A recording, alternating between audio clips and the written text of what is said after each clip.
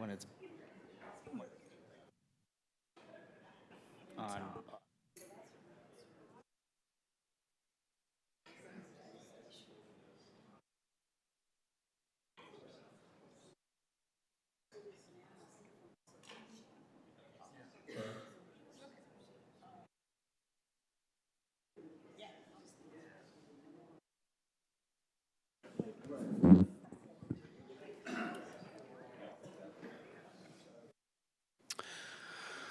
Well, Mr. Gerber, shall we get started? I've got 7:30 on my watch, and I've heard there might be something people want to get home to see tonight.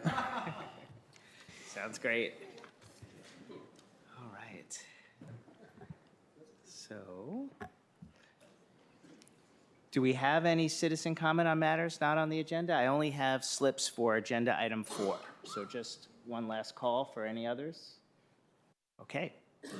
All right, one agenda item down. Agenda item number 2 is transit in Arlington recent research. So I'll turn the presentation over. Hello. Yeah. Hi, everyone, and thank you for having us. I'm Lama Boumjahed. I'm the research director at Mobility Lab, and co-presenting with me today is Tasha Reza, our research manager. Today we're going to talk about what we're calling transit in Arlington County, a synthesis of our research at Mobility Lab and ACCS. So before I jump into the presentation, I just wanted to take a second to introduce Mobility Lab. So we are a research center and communication source for transportation behavior, policy, and TDM, or transportation demand management. We are a division of Arlington County Commuter Services. We're funded by DRPT, or the Virginia Department of Rail and Transportation. We work with many subdivisions within Arlington County. Most recently, we've collaborated with the Transit Bureau. And what we usually do is bring in research subcontractors to help us with data collection, like focus groups. And for the work in this presentation today, it's been WBA research. So what we thought we'd do today is give you a high-level, brief overview of our most recent research on transit. So I will be covering the art satisfaction that we just published early October. And then Tasha will talk about the real-time transit information, also published in January 2019, and an earlier study on senior transit published in 2017. And with that, I'll start with the first study, art. So why did we study art? In early 2018, there was a lot of discussion around transit ridership declines in Arlington County, yes, but throughout the US too. But there wasn't really any research that could tell us why. So the Transit Bureau thought it was critical to return to the examination of the determinants of ridership for art. So why do people use it? Why don't they use it? How can we encourage them to use it more? And they came to us, and we designed a mixed approach study. So we had qualitative and quantitative tools. We had focus groups, onboard surveys, and online surveys. We had 4 focus groups. Each had around 8 participants, so that's a total of 32 participants. We focused on 3 neighborhoods, Arlington Mill, Buckingham, and the RB Corridor. And we wanted some homogeneous groups, so we had 2 groups for non-riders, 1 for current riders and 1 for Spanish speaking, if it was their primary language at home.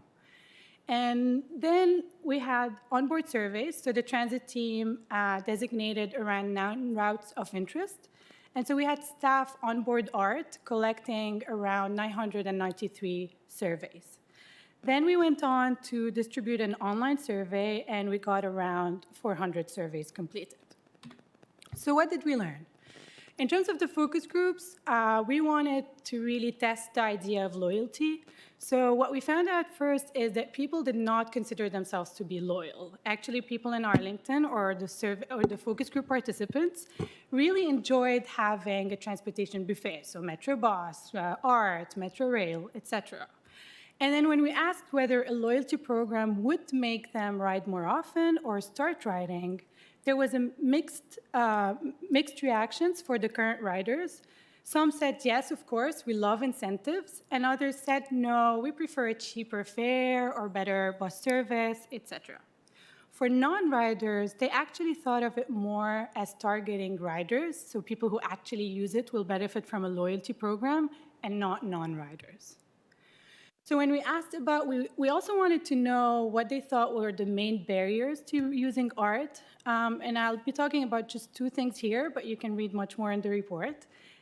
One is lack of awareness of information. So what we found is actually the focus group participants, many of them, either did not know what art was, they thought it was a private bus, or weren't sure what the routes were, what the schedule was, how they could pay, etc. So there was really a lack of awareness of the system. The other thing is the limited payment options. Some said that they couldn't make any impulsive decisions of jumping on art just because they didn't have their Smart Trip card. Focusing more on the Spanish-speaking participants, there were a lot of results that were unique to this group, actually. So one of them is feelings of sort of discrimination by bus drivers or passenger in the way that they spoke to them.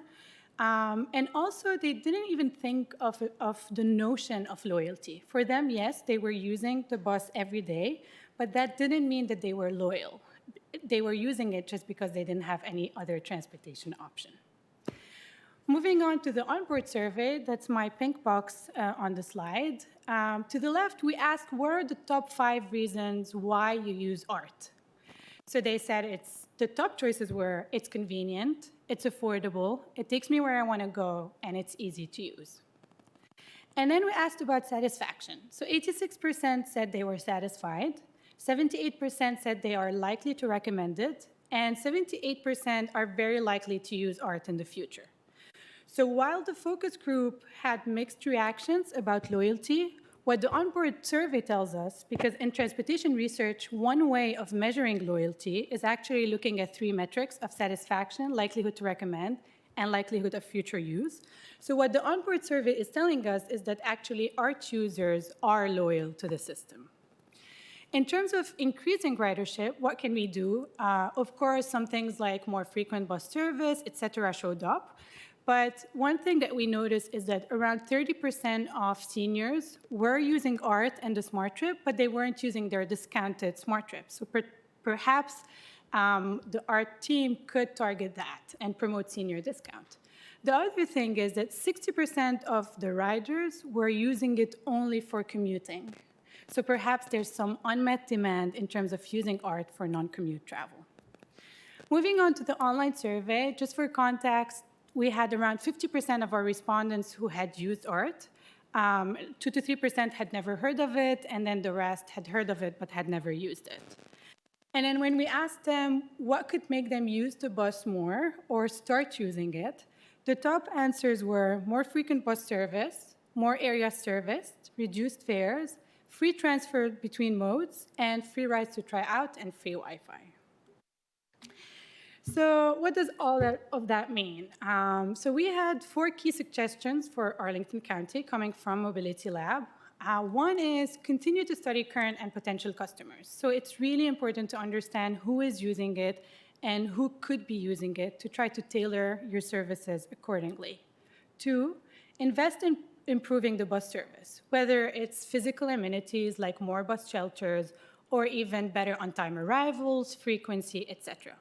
3, really invest in art marketing. So make it more inclusive. For instance, make some of your material in Spanish, promote the cost savings of shifting to public transportation, because we heard some of this in the focus group. And then finally, explore innovative ways to stay competitive. So yes, do celebrate your high satisfaction and high loyalty, but for the long term, maybe start thinking about new alternative modes of payment, maybe a loyalty program, have ambassadors to promote some of your materials. And so to leave room for you to hear about other studies, I'll hand it off to Tasha. Hello.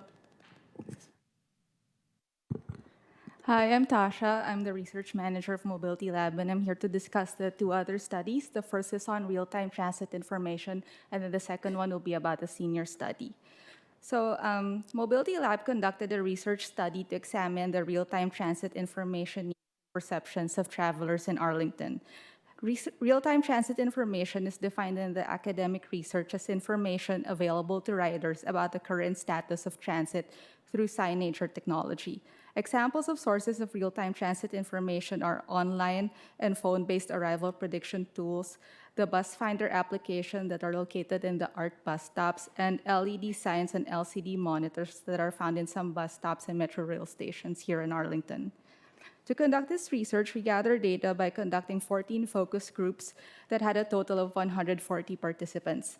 This was also complemented by an online survey wherein we gathered 346 respondents.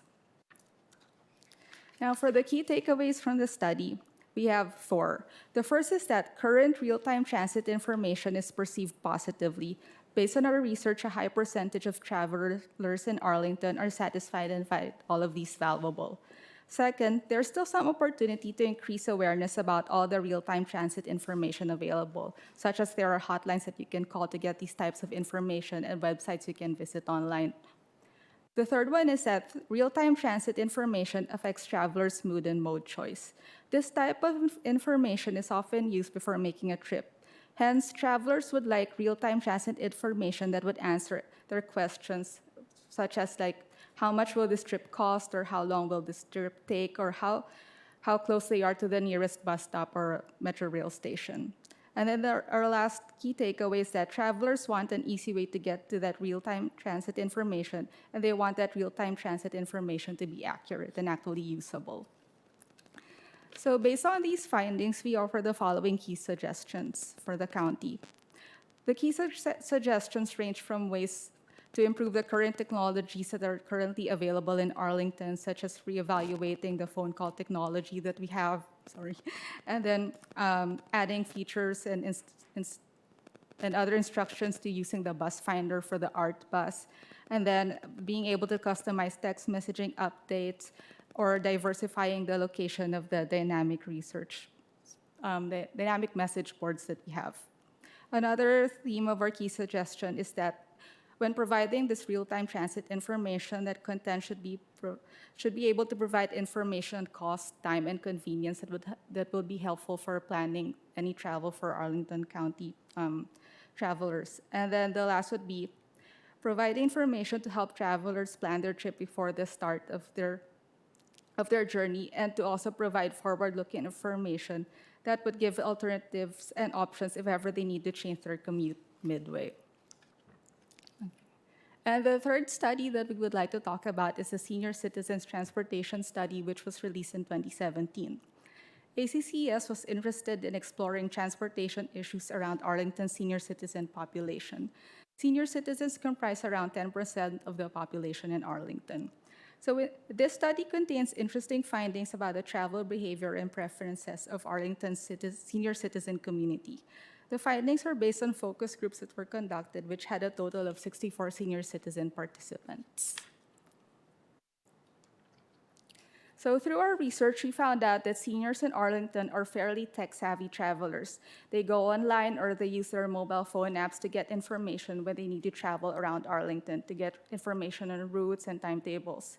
However, there are still some who prefer more traditional sources of information, such as paper schedules, calling a telephone hotline, or speaking with a bus driver, a neighbor, or a rail station manager.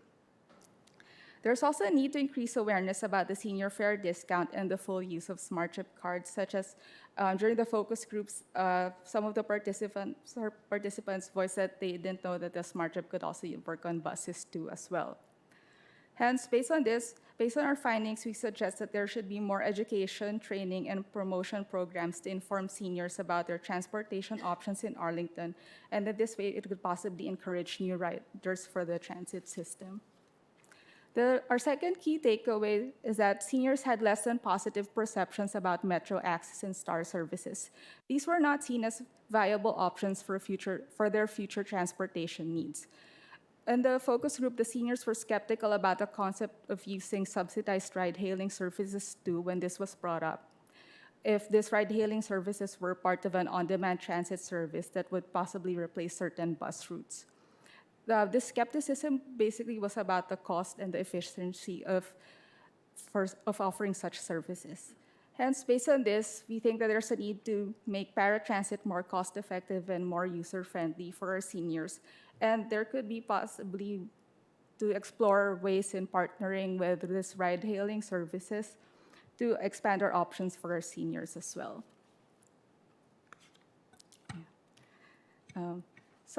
This concludes our presentation on Mobility Lab's 3 recent research studies, and we invite you to visit our website and to read the full version of our reports that we just presented, and to learn more about our research catalog and evaluations.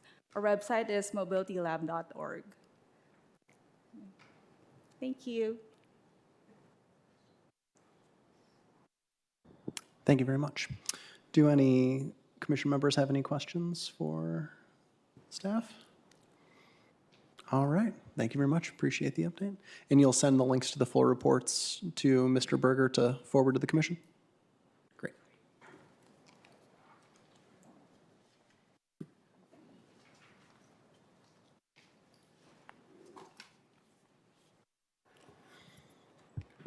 Okay, item 3 is a item that you are very familiar with now, the micromobility ordinance, and this was the action item for you. So we have staff here to present an update.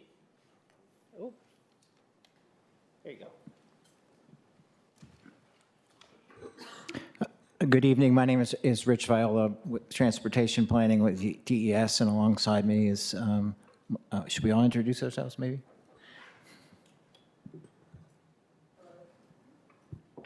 Hello. My name is Melissa McMahon. I'm with the Commuter Services Bureau, TDM for Site Plans, and the research program. You just saw some wonderful folks in my research program, and I do dabble in shared mobility. And I think you know me, Jim Larson, back again, and glad to be here tonight. Thank you very much. Okay, well, thank you for having us here. I'm going to do a quick presentation because we were here just a few short weeks ago, and there was a lot that we talked about then, and I think there's an interest in kind of having a very brief conversation perhaps tonight. So let me just hit some of the highlights of what we're working on. First of all, we did go through a very extensive process to gather information from community about micromobility. Those are the e-scooters, the electric power-assisted bicycles, and other sort of small personal vehicles that people are using, particularly those that were covered by our shared mobility device pilot program. There are a couple things that did come up in all the outreach that we did over months and months and many opportunities to meet with people. The most important ones, I think, were the ones we listed right at the top. It's regarding sidewalk riding and sort of the impacts upon other users of sidewalks, pedestrians particularly, and also kind of the issue of parking and how these devices get parked within the public right-of-way and how best to manage those. So that's where a lot of our attention has been spent with this ordinance development. Otherwise, there are other things also of concern, which is sort of the safety and behavior of the users and how they interact with other people on the street, other travelers. And then just generally sort of a matter of equity of how these devices are, how much are they available to other people in the community or everyone within the community, and what sort of measures maybe might be needed to kind of make sure that all folks who might have an opportunity to use them.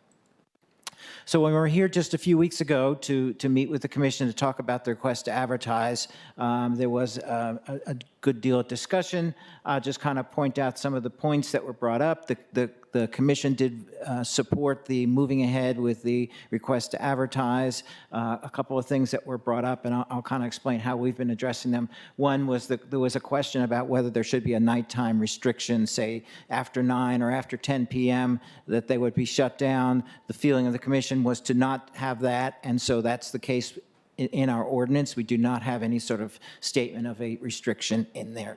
And this did not really come up much in any other discussion after this. And then also there was a question about whether there should be a restriction on the use of certain streets of higher speed arterial streets by the small micromobility devices. The commission again did not feel that that was necessary or appropriate. Again, the county staff agree on that, and so we did not include anything of that nature in the draft ordinance. The third item is about whether these micromobility devices should be restricted as to whether they can use a sidewalk for riding or in what manners they might be restricted. So that's been a key point of discussion. I'm going to get back to that in a little bit. There was a good deal of kind of debate about that when we did get to the board meeting. Fourth one was the commission kind of recommended that we, instead of focus upon speed limits of users of sidewalks, we instead kind of pay our attention more towards reckless driving. And again, that came up with the county board, and I'll kind of talk to that one again. And lastly, there was a suggestion to include some sort of geographic identification, reference to a map for those areas that are the RB, the Roslyn-Ballston, and the Richmond Highway corridors, and we have incorporated that in the draft. We did have the county board meeting shortly afterwards, and the commission's letter was sent to the board. They did receive that information along with information from several other advisory commissions. In the board's discussion, they did vote to go ahead with the request to advertise, so we will be having a hearing this upcoming county board meeting, November 16th. The kinds of things that did come up was at least one board member, and these are sort of individual members giving their opinions, not the board as a whole. And so I should point that out, that these are things that different members have brought up, and we as staff will be addressing in the next meeting, and we can talk about as much this evening as well, was whether we should consider sidewalk riding to be prohibited wherever any sort of bike facility on street is provided, any sort of bike lane, whether it be a standard bike lane, a buffered bike lane, or a protected bike lane. And so that's a little different from what the county staff had been recommending. Identifying how sidewalk restrictions can be implemented without putting a big sign up everywhere and on every single corner. And so we have looked into that some, and I can talk about that as well. There was a fair amount of discussion about putting stenciled statements on the sidewalk itself, whether that would be legal and could be enforceable. The general opinion we got back was yes, so we were looking at that. And then also consider kind of the issue about reckless riding and there was a fair amount of discussion there too, input from our county attorney, concerns that maybe reckless riding is a difficult standard to try to follow, particularly in the case of e-scooters. Reckless driving, which is usually applied to motor vehicle operators, is usually based upon a kind of a maximum amount of speed over the speed limit, or 15 or 20 miles above the speed limit kind of qualifies as reckless driving. Or when a motorist leaves the roadway and gets up on the sidewalk. And essentially those things would not be as applicable to the case of the e-scooter, and county staff really feel that there are many other ways in which we can address safety and use of sidewalks through some of the other provisions that we have identified and put in the ordinance, particularly about how one must yield to pedestrians when operating on the sidewalk and give an audible warning when passing and matters of that such. Also, there were a number of board members who had some concerns about the parking and misparking and how the county staff might be able to implement some penalties, be it fines or restrictions or on the permit, perhaps a revocation or suspension of the permit. So staff has been looking into that as well. And then at least one board member expressed a desire to kind of set some limits as to the number of vehicles that can be placed in any given location, limiting that to 2 in that location. That's kind of a question of when they're deployed in the morning, how many of them can be put in one place. Staff has some concerns about that recommendation. And then encouraging that for-hire companies provide stands, parking racks, other sorts of devices in the public right-of-way that their users could use or the deployers could use to actually preset those vehicles out in various locations. I think we're certainly looking for more orderly types of deployment and keeping the vehicles from falling down and being put in the wrong place. There may be some concerns about what gets put out in the right-of-way, and to make sure that is reviewed and approved by the staff before anything like that gets done. Some of the major concerns of the county board were what to do with use of sidewalks or whether the vehicles can be allowed on the sidewalks. We did, in the ordinance advertisement, include a couple of different options so that the board would have flexibility to choose and make a decision when they do have their public hearing. And I'll just go over what is advertised. And one is that they would be allowed except where a specific area is posted to say that they are prohibited on that block or that location. A second is that they're allowed except where a protected bike lane is available on that street. Thirdly, that with broadening it out, that allowed except where a bike lane of any sort is available on that street. And then the fourth would be an outright prohibition. So that would be the complete opposite of some of the other things that we were talking about.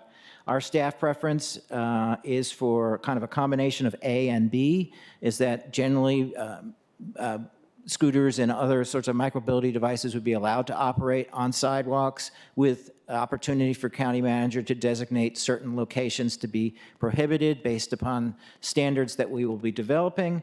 And then also if there is a protected bike lane available, that those sidewalks would not be used by micromobility devices.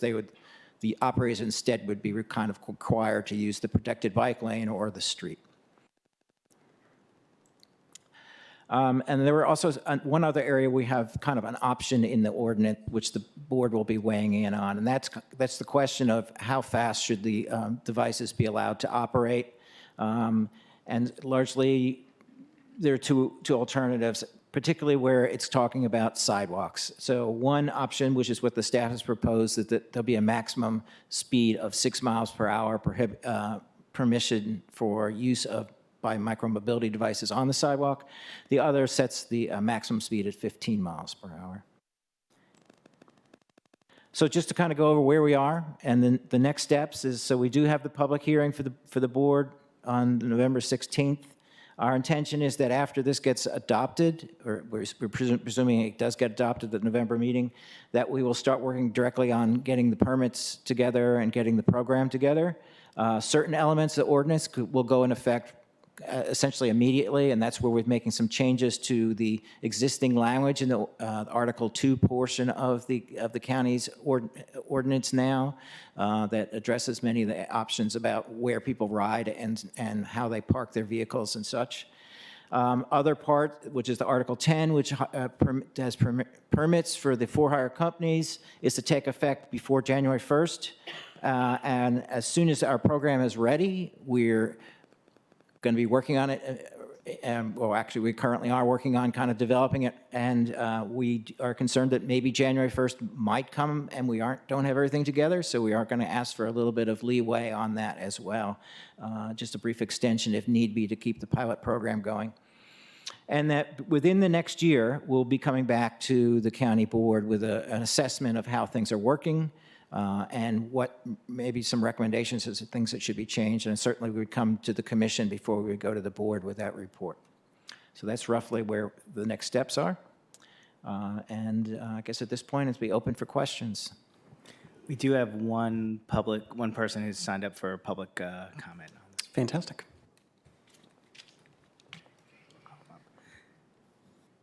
Bernie Byrne.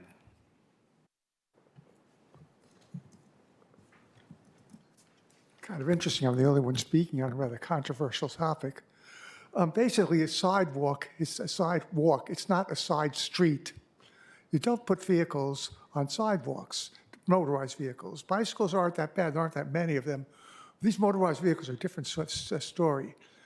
Now, even at 6 miles an hour, they should never be more than 6 miles an hour. Even though it may be a little bit hard to ride them, they should never be more than 60 miles an hour on a sidewalk. Because I've been on bicycles where I'm riding one way on a sidewalk and out comes a scooter on the opposite direction. This is dangerous. Remember, those sidewalks are narrow in many places, especially in the Raza corridor. We have wide sidewalks. We have all these seating spaces in there. So the restaurants are narrowing the sidewalk down to about 9 feet, 6 feet. I mean, you just can't have it, and a lot of people going in and out. You can't have a motorized vehicle on the sidewalk there. Wheelchairs, of course, but not general. I mean, now, when you do the surveys, I mean, they didn't break down in the position, but the surveys they showed, they did not show the preferences of non-users and how many of them said keep them off the sidewalk. That was not shown in any of the diagrams. It's got to be shown to the county board and to you. The biggest thing with non-users was safety. And this is a big problem. Remember that if you make these things unsafe, people are not going to walk. They're going to drive. So this thing can result in more cars on the road than less. Because, I mean, these things are not safe. First of all, because of the speed, and the fact they shouldn't be there in the first place. D.C., they are not allowed on the sidewalk in the central business areas. That would be equivalent to the corridors, the Roswell Boston corridor, Crystal City area. That's what D.C. does. You don't let them on the sidewalk in that area. Otherwise, where there's less traffic, it's okay. The question is, should you put them where the bike lanes? Well, first of all, it's confusing. Most people will not know where the bike lane is, or they will look unless you have a sign in the street saying where it is. Again, that bike lane, they should obviously be in a bike lane rather than on the street, but that doesn't mean people will do it. The question of one of the proposals is protected, only where there's protected bike lanes, they should be off the sidewalk. There are very few protected bike lanes. Not only that, but have you ever been on a protected bike lane at night and somebody puts the trash can in there, a dark black trash can? That's not the safety you think. Okay, the other thing, of course, the people leaving the things in the middle of the sidewalk, which somebody wants. You can't just remove it yourself. If you're on a bike, it's a pain in the neck to remove them. You have to go around them. The way to get this is making a contract with the companies that take away the cars are illegally parked, to have to haul away those things if they're parked in the sidewalk, and charge the company, and they will pass the charge on to the person who did it. You got to look at that. That's a real big good option. The other thing, bike trails, they don't belong on bike trails, so they conflict with the bikes, especially the narrower trails, but even the wider ones. They just go, they go fast, about 15, 20 miles an hour. Thank you, Mr. Byrne. All righty. Now we're with the commission.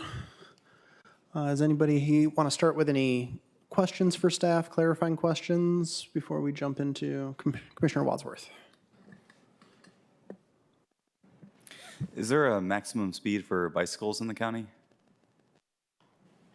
No, other than the street speed limit, designated speed limit on 190 Street. Are bikes allowed on the sidewalk?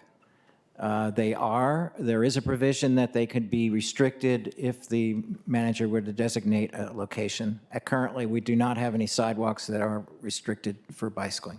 And can you leave your bike on the sidewalk? Yes, regarding like parking your bicycle, yes. In fact, that's where most people do park their bikes. They're usually placed in certain locations, and our ordinance that's in place today has some very specific locations or manners in which you should be parking your bicycle when on the sidewalk. Can you leave it on the sidewalk, laying down on the ground, blocking the trail?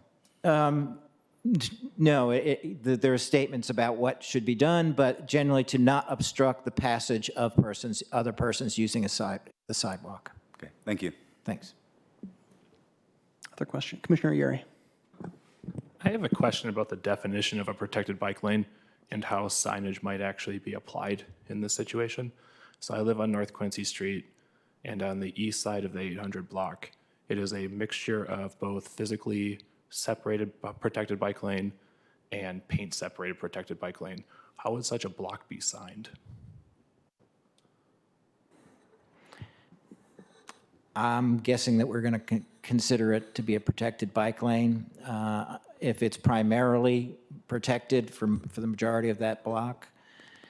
We have done some signage where we've kind of pointed where people should be operating, and I think we would probably use something like that in those cases where we point where the bike should be and where the motor vehicle traffic should be. Would maybe have an icon of where a scooter should be riding as well.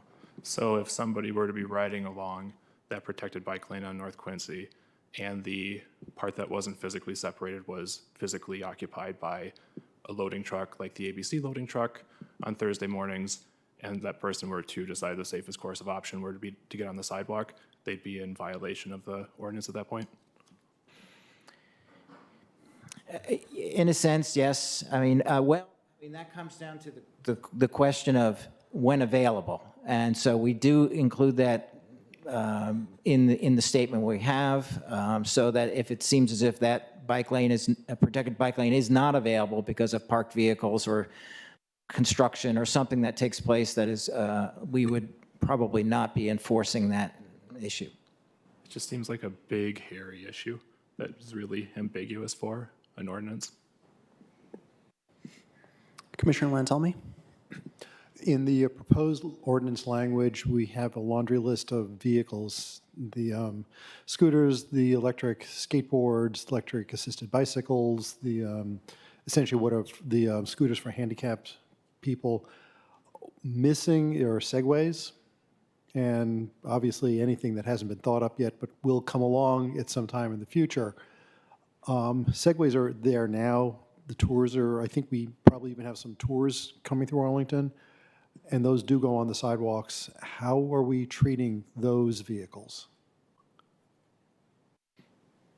I think they're kind of a very general kind of category of types of vehicles, much like skateboards and ones with one wheels and four wheels and such. And Segways kind of falls within that category of it is something that is regulated by our micromobility ordinance, even though we don't specifically call out the name Segway. So they would have to follow the same rules as a motorized skateboard or an e-scooter would.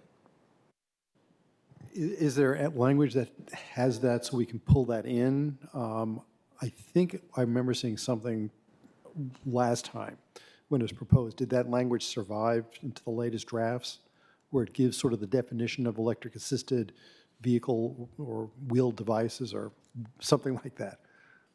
I think the definitions are the same as we presented last month. I don't know that we've changed them. There's a reference to as otherwise defined in the Virginia State Code at the end of the vehicle definition that's intended to cover all of the others. Okay, so we are able to default back to the Virginia code. That's And right. the Virginia code is sufficiently broad that any of these devices would be covered. That's right, and that was the guidance of the county attorney's office to provide that catch-all. Okay, thank you. Other commission questions? Commissioner Culkins? Do we know what percentage of vehicles are currently deployed outside of the RB and Richmond Highway corridor, say in the morning when work trips start to happen?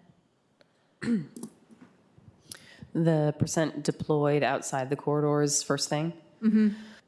What we have in our report is a rough, it's about 10% on average that end up in places outside these main corridors.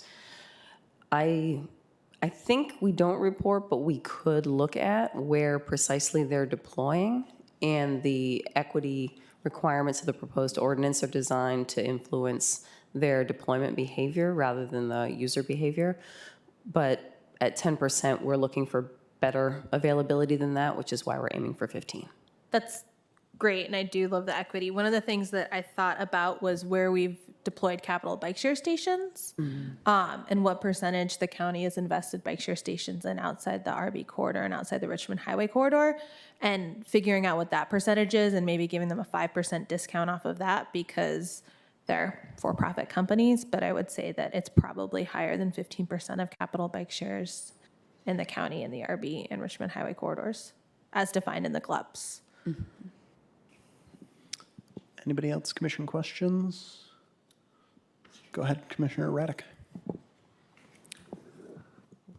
Since it looks like the exception for allowing the county manager to close off sections of sidewalks to scooters or other shared mobility devices, I noticed that you took out the word conspicuously posted for signage. It seems like now more than ever that would be important to keep in there. And that's under riding on the sidewalk section under Article 14.265D. And there's, I think, twice in that section, but I'm curious as to why that was, the conspicuous part was taken out. I think the general answer to that is it wasn't helpful. Okay, that's fair. Like, posted needs to be visible, and so having a term like that, we just trying to keep it simple. Great. Can you, I think we talked about this a little bit in the RTA, but can you talk again about where the 6 mile per hour speed limit number comes from? That speed we have found is roughly the speed of someone jogging. Or when we joke, it's also the speed that Dennis Leach walks. He's a fast walker. But realistically, it's a speed that, as a jogging speed, is compatible with people walking beside people jogging.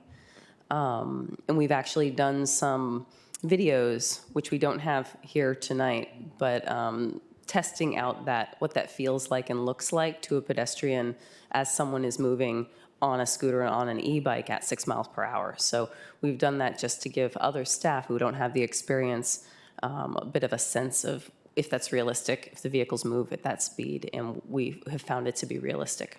I think the operators also suggested that below 5 miles an hour would be difficult for the scooter to maintain its balance. So that's about as slow as it can go. Is there any data that says that 6 miles per hour is the safest speed for a scooter to be mixed with pedestrians? I don't think so. Other commission questions? Commissioner Yeri. Sticking on the topic of speed, just looking at that section of the proposed ordinance language, I don't see a penalty right in that section. So would that default to the $250 penalty then? It's under section A 14265.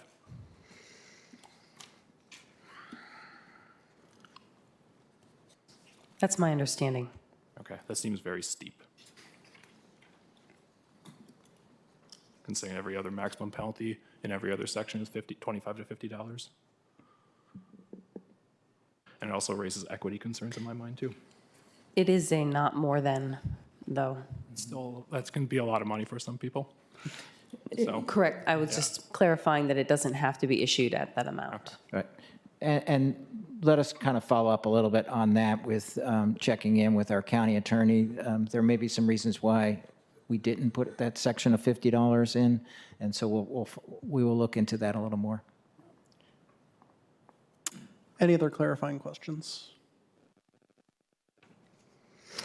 Would anyone like to opine, given that when we saw this at RTA, it was kind of a proposed ordinance, and now it appears to have come back as a choose-your-own-adventure ordinance with a number of options. Would anyone like to speak in support of any particular options in the ordinance or about the ordinance in its totality? Commissioner Clement, why don't you kick us off?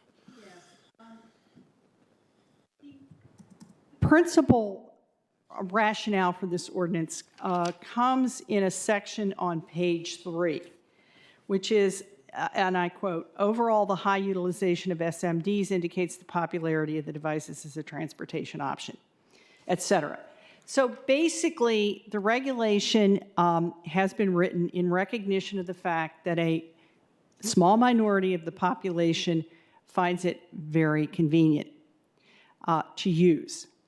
And the safety considerations have been virtually discounted because of that small population of users.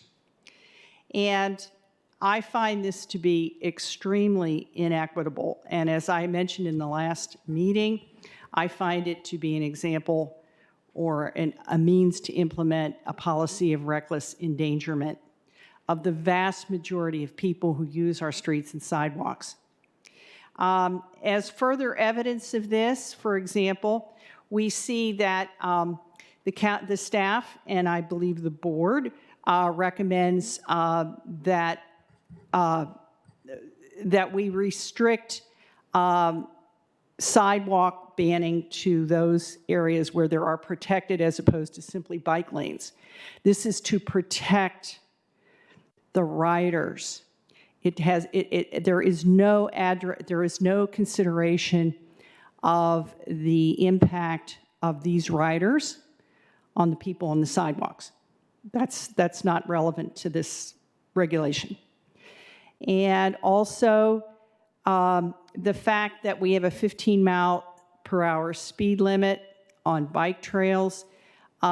This is considered inadequate, as I understand it, by the board. The board does not want any speed limits at all because we want to satisfy our very select population of riders. We do not consider the impact of a 15-mile-an-hour speed limit on pedestrians on bike trails. But the same pedestrians who visit the bike trails also visit the sidewalks and have a speed limit that they face of only 6 miles an hour.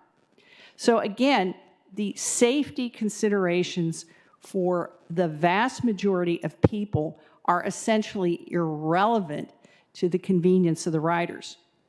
Also, there's another provision that has not been addressed, that other people have not noted, but the age limit has been eliminated. Now, I may be wrong about this because the state may have one, but our ordinance reads that a person of any age may ride a scooter anywhere in the county.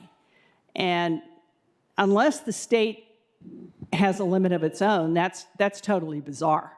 Because I related to you earlier this month a situation described by my therapist where he was a very competent, physically fit young male, was nevertheless wiped out by a 10-year-old rider who was erratically riding a scooter on the Mount Vernon Trail.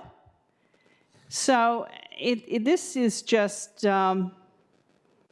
this is a one-sided regulation.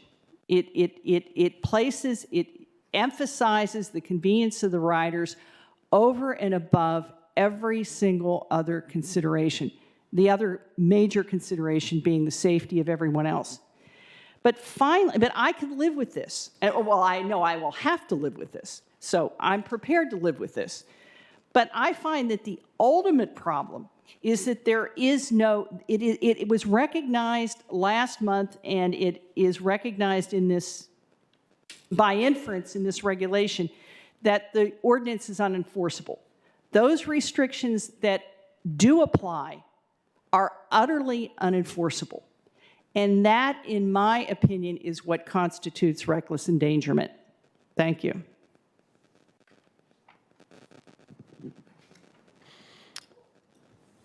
Anyone else like to speak on the ordinance?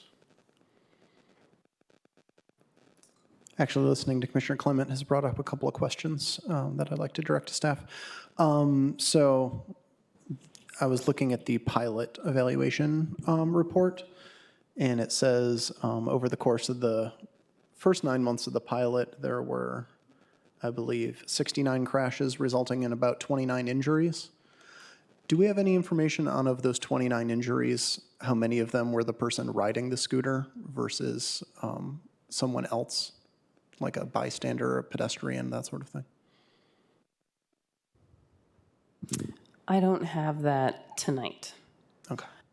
I can tell you that the total number of crashes, the 69, is more than, quite a bit more than what we have officially reported through the police department, because several of those are ones that we have recorded not having received the information through a police report, but received it through a rider or another community member talking about that information with us. So we sort of triangulated several sources to come up with that amount.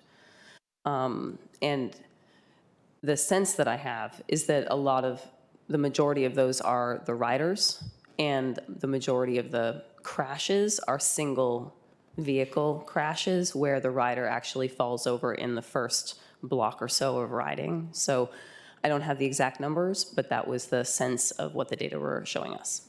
I can add that the pilot corroborated findings that were also found by the CDC in the Austin study, that a third of all crashes occur on first use of the device. So sort of similar to someone riding a two-wheeled bicycle for the first time. It takes a little bit of effort to get the hang of how it works. Right. It makes you wonder what the crash rate was in the first year that cars existed. Commissioner Erie. Just another question about equity. what kind of consideration or thinking has staff done in terms of down the road studying whether or not the ordinance is being equitably enforced and not just geographically or otherwise concentrated? And by equitably enforced, you mean that there isn't a difference in who is pulled over for different kinds of things in different parts of town? Yes. We have given that consideration. I don't think we have a pre-plan other than to monitor. And we know that we're working closely, we already work closely with the police to understand how we might be changing the reporting process for incidents that allows us to know if it's a scooter or an electric bicycle versus a motorized skateboard or a regular bicycle, the different kinds of crash information or incident information that would help us provide context. And so we would be looking for police, working with police to generate that kind of information as well as we move forward. Thank you. Commissioner Lantelmi? This ordinance really has two different aspects to it. One is to regulate essentially the rental ones that people use on a spot basis. They don't own them. A company owns them. It's a fleet of them. The second one is the second part of the ordinance is general. It affects the vehicle itself, where it can be used, and it applies to it, whether you own it, rent it, steal it, whatever. It applies that way. That's correct? That's the intent. Okay. We cannot, my understanding is we cannot ban private ownership. If I went out and bought a scooter tomorrow, I can use that anywhere, however I want. And that's true with whatever wheel device I end up with. So this is something that we can't tell people they can't use them. They're here, they're going to stay here. Is that correct? That's our understanding. That's, I think, where we're coming from, too, is that these things are now a fact of life. We can put some reasonable restrictions on how they're used, where they're used, but we can't say, no, they cannot be used within the borders of Arlington County. Correct. Thank you. Commissioner Boucher? Yeah, thank you. I haven't been in some Bros. That's okay. Fellow commissioner. I was not at the last meeting, but I just wanted to commend the county on all the work they've done on this project. I've been watching the mobility devices. I've been on e-scooters, have watched somebody do their own crash going down 15th Street Hill. They're definitely, and I appreciate Commissioner Clement's comments, but I think to my colleagues' comments just now, making sure that we actually have an ordinance in place for this these transportation devices that are here is really important, and especially ahead of the state doing their own legislation. So again, thank you for your work on this. Now, actually, Commissioner Boucher, my apologies. Thank you. I echo Commissioner Brose's comments. And I remember when we started this, we were looking at other cities and their pilot programs, I think, at the time. And to that end, how many other cities have adopted an ordinance and codified it to date? Do you know? And if so, is the ordinance that we're looking at now, is it somewhat similar? Have you looked at other ordinances? Just curious. I don't have exact numbers on that yet. I would say that because of the timeline that has been created by the Virginia legislation, Arlington is one of the first to take it to this step. In many instances, what we're seeing, including DC, are phase 2, phase 3 of pilot programs where they're making modifications, they're changing regulations in the context in response to what they're learning. But as far as codifying it, we're probably one of the first. I was getting ready to, I was thinking, I don't even think California has even codified it yet. So I do think Arlington County is probably one of the first. I should add that we have been looking at some of the other regional jurisdictions around the Washington area. City of Alexandria, Fairfax County, Washington District of Columbia, they are all working on either ordinances or kind of expanding upon their current pilot programs. And so we're using a lot of what we're seeing in theirs to kind of verify if we're kind of in the same, working in the same direction or not. we've also looked at NACTO, the National Association of City Transportation Officials, has published guidance that surveys jurisdictions around the country. So that helped informed us, as well as an excellent paper out of, I think, Florida State, which we call the Tice paper, that looked at, I think, 23 communities. Arlington was one of them, and compared how the pilots were progressing as well, and compared different policy approaches. So that's all informed the development of the ordinance too. Sorry, I have another question.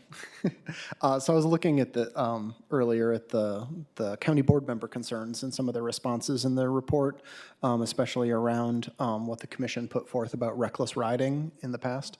And it sounds like from this staff response, it is staff's opinion that even in the absence of a speed limit on the sidewalk, if a scooter were to crash with a pedestrian, that staff believes this ordinance would already allow them to be charged with essentially failure to yield the right-of-way to a pedestrian?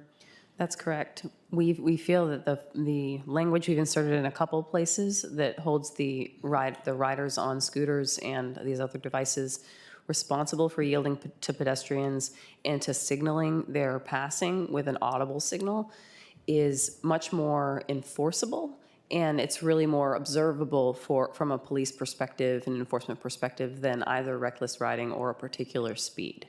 Great. And honestly, I will say the ability to charge somebody with something like failure to yield the right-of-way is essentially what I was trying to get to with a reckless riding charge. Something that you can clearly do, that you can obviously, the evidence is there, that you can hit somebody with in case of a crash without having to somehow indicate that they were going a certain number of miles per hour. Thank you. Commissioner Wadsworth. Yeah, I mean, I think the question we're getting at is whether these devices should be treated differently than bicycles and every other mode of personal transportation in the county. That's kind of the bigger question. I mean, I can run faster than 6 miles an hour. Maybe not everybody can, but I do. I can ride a bike faster than 15 miles an hour. Are you going to regulate me next? I mean, that's kind of the question. I mean, this is a new technology. People are, naturally interested in wondering what it means for our society long term. But should we regulate it, kind of prescriptively like this in the first year or two of its use? That's kind of the big picture question. Bikes have been around for 150 years, so people are comfortable navigating them in city infrastructure. But I think that's the question we're really thinking about here. So that's more of a comment than a question, but thank you. We're at the commenting portion of the evening, so feel free, just in case that wasn't already clear. Everybody got their clarifying questions out, so feel free to say how you think you're going to vote to that end. I strongly support the ordinance. I think staff has done a great job in a very, very tight timeline in trying to come up with something that we can have passed before the January 1st deadline. That said, I feel quite strongly that a 6 mile per hour speed limit on the sidewalk is not the right approach for a number of reasons, one of which is there's no particular reason why we should be keeping other devices to a speed limit when we don't keep bikes to a speed limit. Because I think, honestly, 6 miles per hour on an e-bike is real tough to do.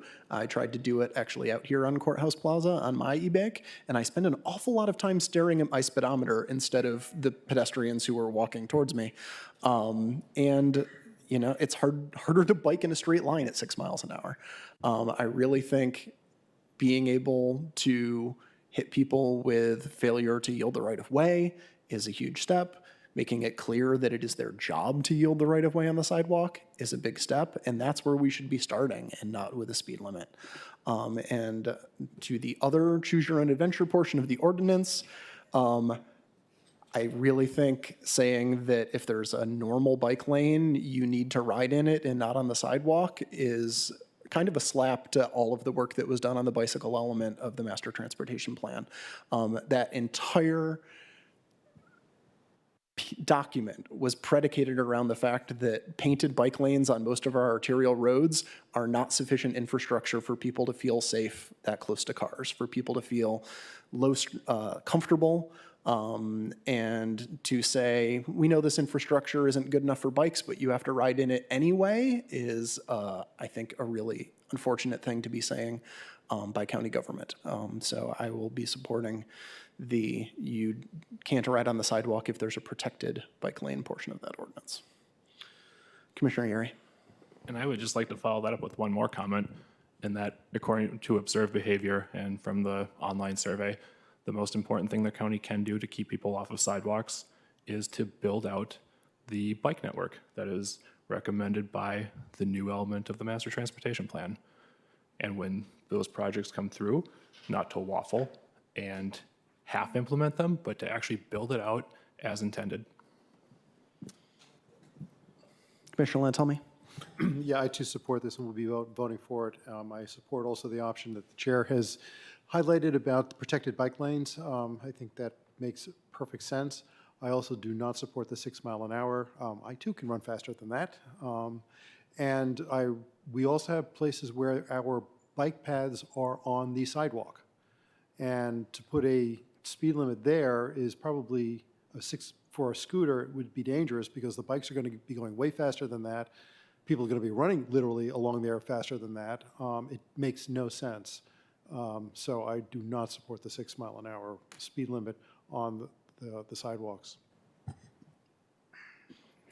Anybody else want to speak or make a motion? Commissioner Reich? Sorry. Thank you again so much for all the excellent work. I want to talk about speed limits not on sidewalks but on streets, and the idea that if we want to keep fast-moving scooters off of sidewalks, one of the best ways of doing that is to get them on streets instead. Scooters can't and won't feel safe. I don't feel safe riding a scooter in mixed traffic when I'm loaded to 10 miles an hour. I don't think I'd feel much safer limited to 15 miles an hour. And particularly if this, the new ordinance will be permitting scooters on arterials with speed limits of 30 or 35 miles an hour, I think it's ridiculous and dangerous to limit them to such a low speed, particularly when this also applies to not only rentals, but also privately owned vehicles, but also rentals, because people on rentals also should be able to use them safely. Thank you.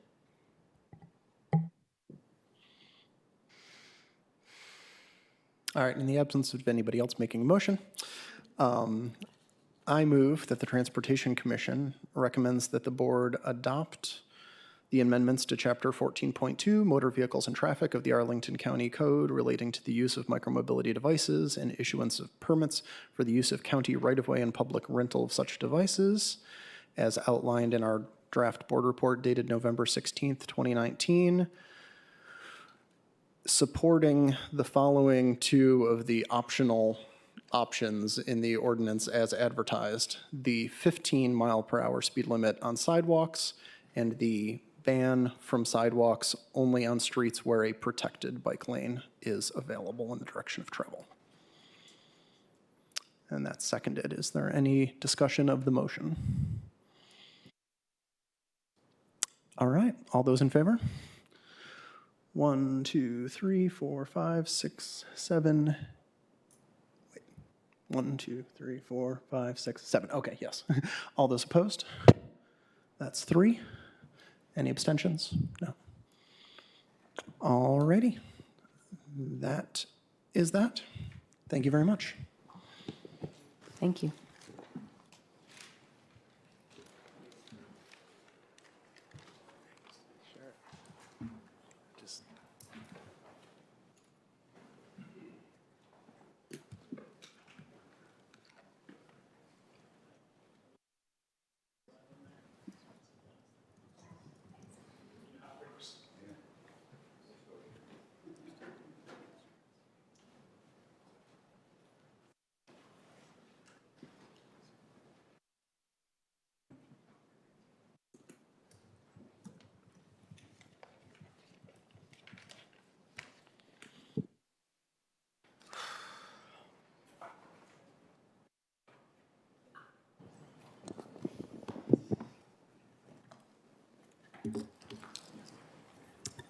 I think we are ready for agenda item number 4, which is the Harris Teeter redevelopment.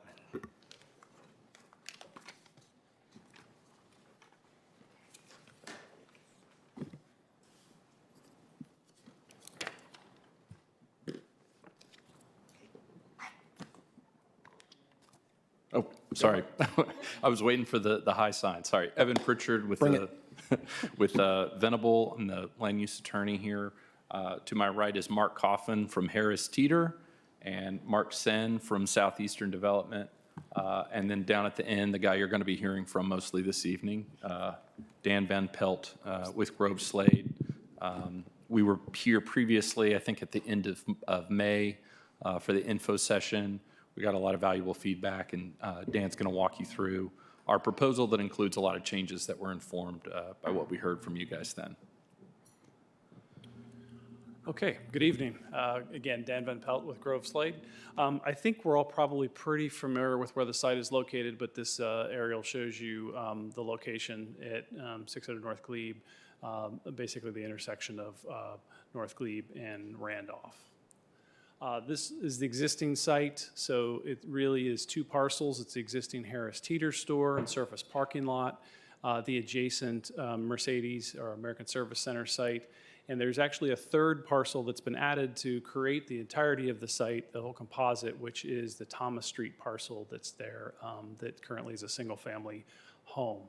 When you look at the site as it is today, there's no interconnectivity amongst the parcels.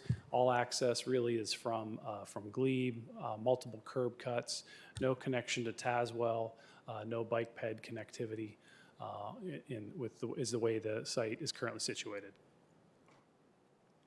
This is a little bit of a tour around the existing conditions of the site. So the upper left, you're looking at the loading dock behind Harris Teeter. Over to the right of that is the existing surface parking lot that serves the store. The lower left is another image of the existing surface parking lot. And then the lower right, we go out to Glebe, and we're looking at the existing surface parking that's in front of the American Service Center right on Glebe. A little bit more a few more images of the site. You're looking more at images of American Service Center along Glebe up in the upper left, and then to the right is more of the American Service Center site, the Mercedes site. The lower is Tazewell as it exists along the Maxwell building, so we're standing on Carlin Springs looking back towards the site. The middle at the bottom is Tazewell along the Maxwell looking back to Carlin Springs towards the west or north, I guess, however you want to orient that. And then the lower right is the Thomas Street parcel where the existing single-family home is located, which will be an extension of the park. So really the guiding plan for this area was the North Quincy Street Plan Addendum. It included significant additional porosity of the site for all modes.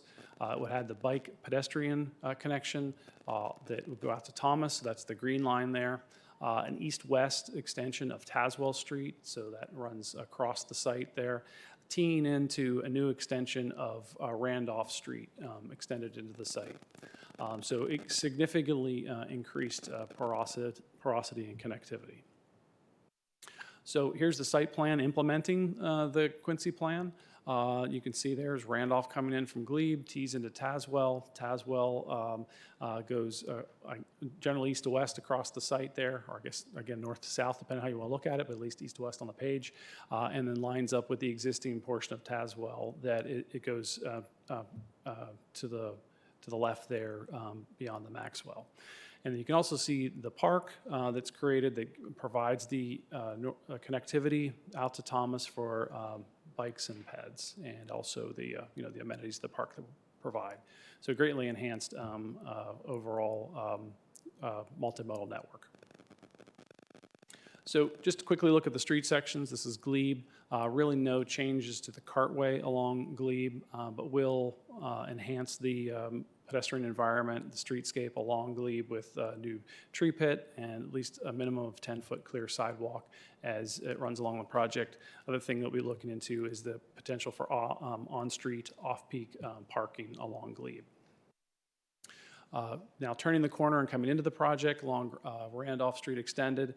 So there'll be 3 lanes. Really, it's 2 outbound lanes as you go northbound, coming out to Glebe to allow for the left and right turn movements and the appropriate stacking. And then there will be at least 8-foot minimum clear sidewalk on the western side. The eastern side, as you come into the site, still has a plaza, so it's a little bit wider, provides an amenity for the project and the public. And the next section. As you come further into the site, you'll see that you have very similar condition on the west side and the east side. Then the sidewalk maintains a minimum of 8-foot clear, but once you get past the plaza. So we'll continue on around. Now we're really in the vicinity of one of the entrances to Harris Teeter. There will be actually two entrances to the store, one up at Glebe and Randolph, and another one here at the corner of Tazewell and Randolph. And this section for the new Tazewell Street will have a travel lane in each direction.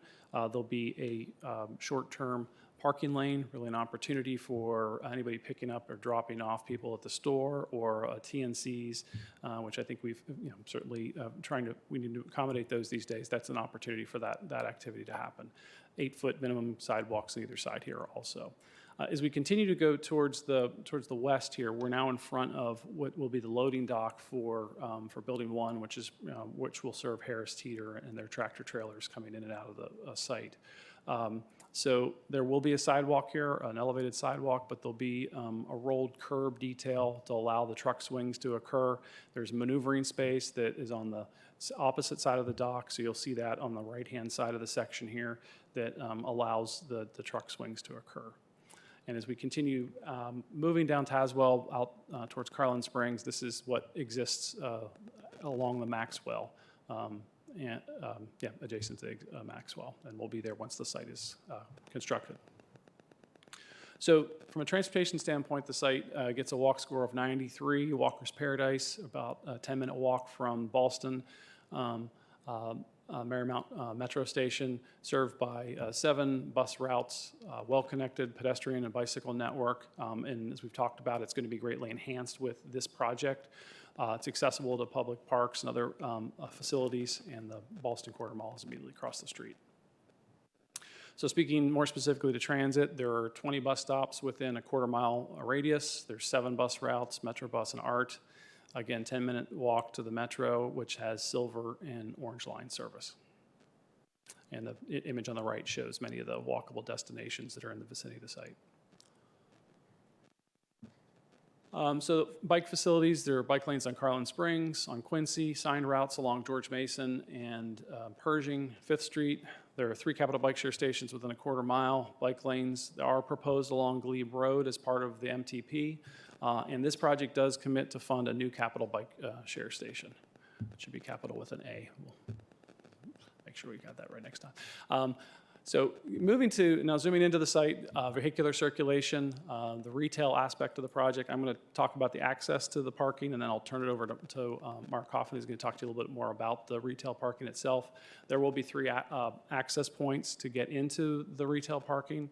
The primary flow that we expect to get into the grocery parking is really going to be similar to what it is today. Traffic coming in off of Glebe Road, coming in the Randolph extension, and so that's the thicker dash lines. There will be at-grade parking in Building 2, and you'll park there and then cross the Tazewell to get to the store. There's also secondary parking that you can come in and go under Building 1 and go down that ramp to get to parking, and there's retail parking in Building 3. One of the things that, as the design did evolve, there was originally a ramp that went down off of Tazewell right under Building 2. That was eliminated, so that eliminated a curb cut on Tazewell and improved the pedestrian character of that street. And so with that, I'll be back, but I'm going to turn it over to Mark.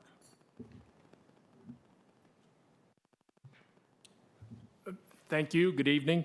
Again, Mark Coffin. I'm responsible for store development at Harris Teeter.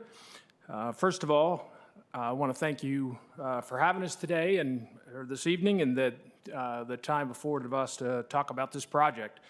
We are extremely excited about this opportunity. We think it's really going to enhance the community insofar as our store is concerned, and create a really, really nice amenity for the entire community. So before I talk specifically about the parking, I just wanted to talk a little bit about the store and give you a flavor of the number of things that will change in the store. We will be adding to the store in its new expanded edition a full-service Starbucks, what we call a chef case where you can get fresh hot meals every evening. It will have a pizza station where they'll make fresh pizza, a burger grill, an American bar, which has any number of different meal selections for the evening, as well as an Asian bar, which has the Asian options of that. We'll provide a wing bar, full-service seafood, a full pharmacy, as well as that will provide clinical services as well, a wine bar upstairs where you'll be able to get a glass of wine or a glass of beer and enjoy your meal looking over Glebe, and then express lane services as well. So we do have a number of stores like this in the market today, and they have been wildly, not so much in this market, but in our overall market, and they've been wildly successful, and people seem to have really engaged around these stores. So you can go to the next slide. Thank you. So there's several factors driving the parking allotment.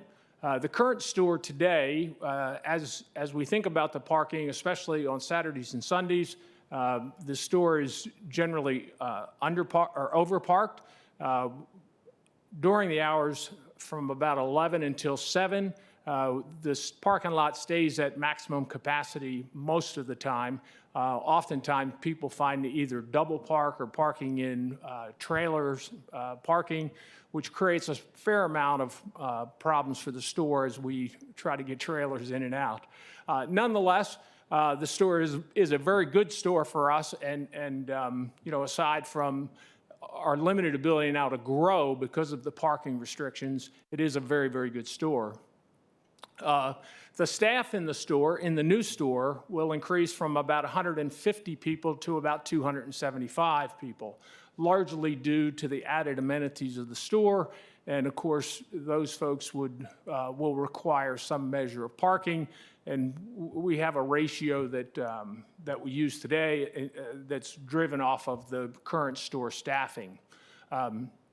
We do anticipate the Harris Teeter parking that will be on the project will also be used by other people that aren't necessarily Harris Teeter shoppers, patrons of the park, retail shoppers, commuters, residents, and guests. We have a number of stores where we have that experience today, and we do our best to kind of manage through other people using the facility that aren't necessarily Harris Teeter shoppers. We do anticipate an increase in the number of shoppers that will visit the store every day. Naturally, this store will do considerably more business than the current one. We are investing in the store itself around $25 million. And at this point, we have one chance to get this right. And we've spent an awful lot of time trying to really figure this out.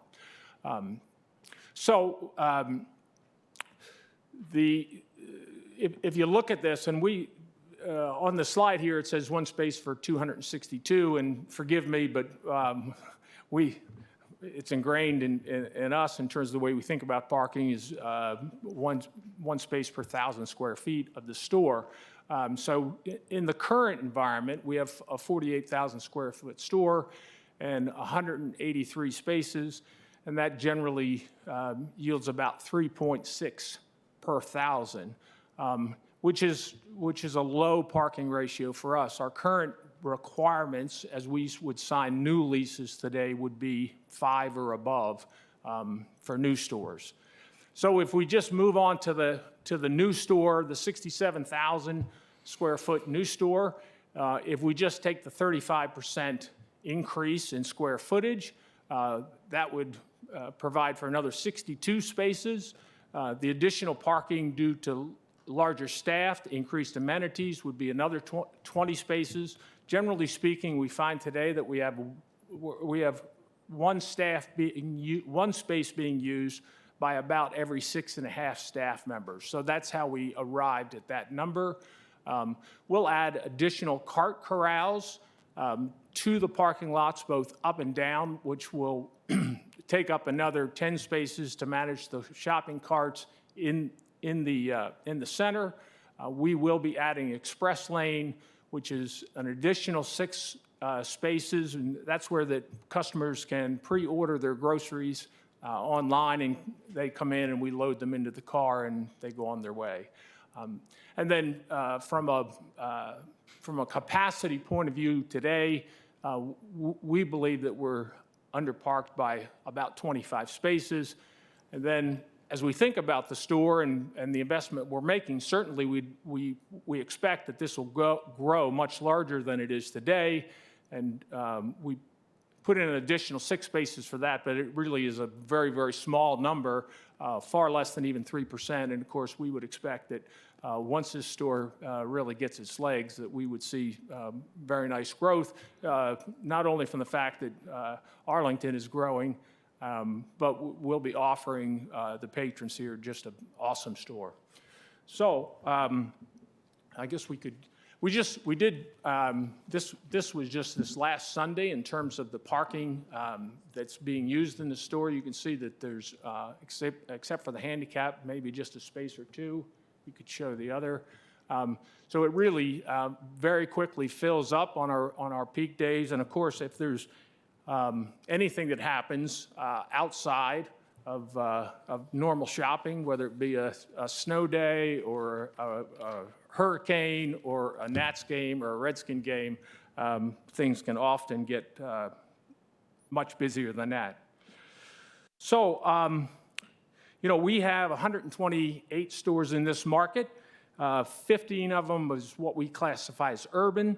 And we have several of them that are kind of a hybrid, which is a little bit like 86, or Glebe Road store, which is it's in an urban setting, but it's kind of a retail, it's kind of a suburban store. And we have all kinds of variations that look like that.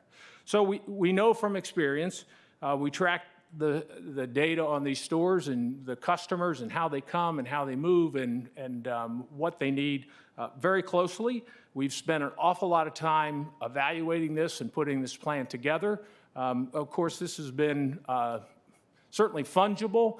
It's changed dramatically from when we started. We've made compromises in terms of what we initially started out, but we still believe that we've come up with a good plan that will work well for this store.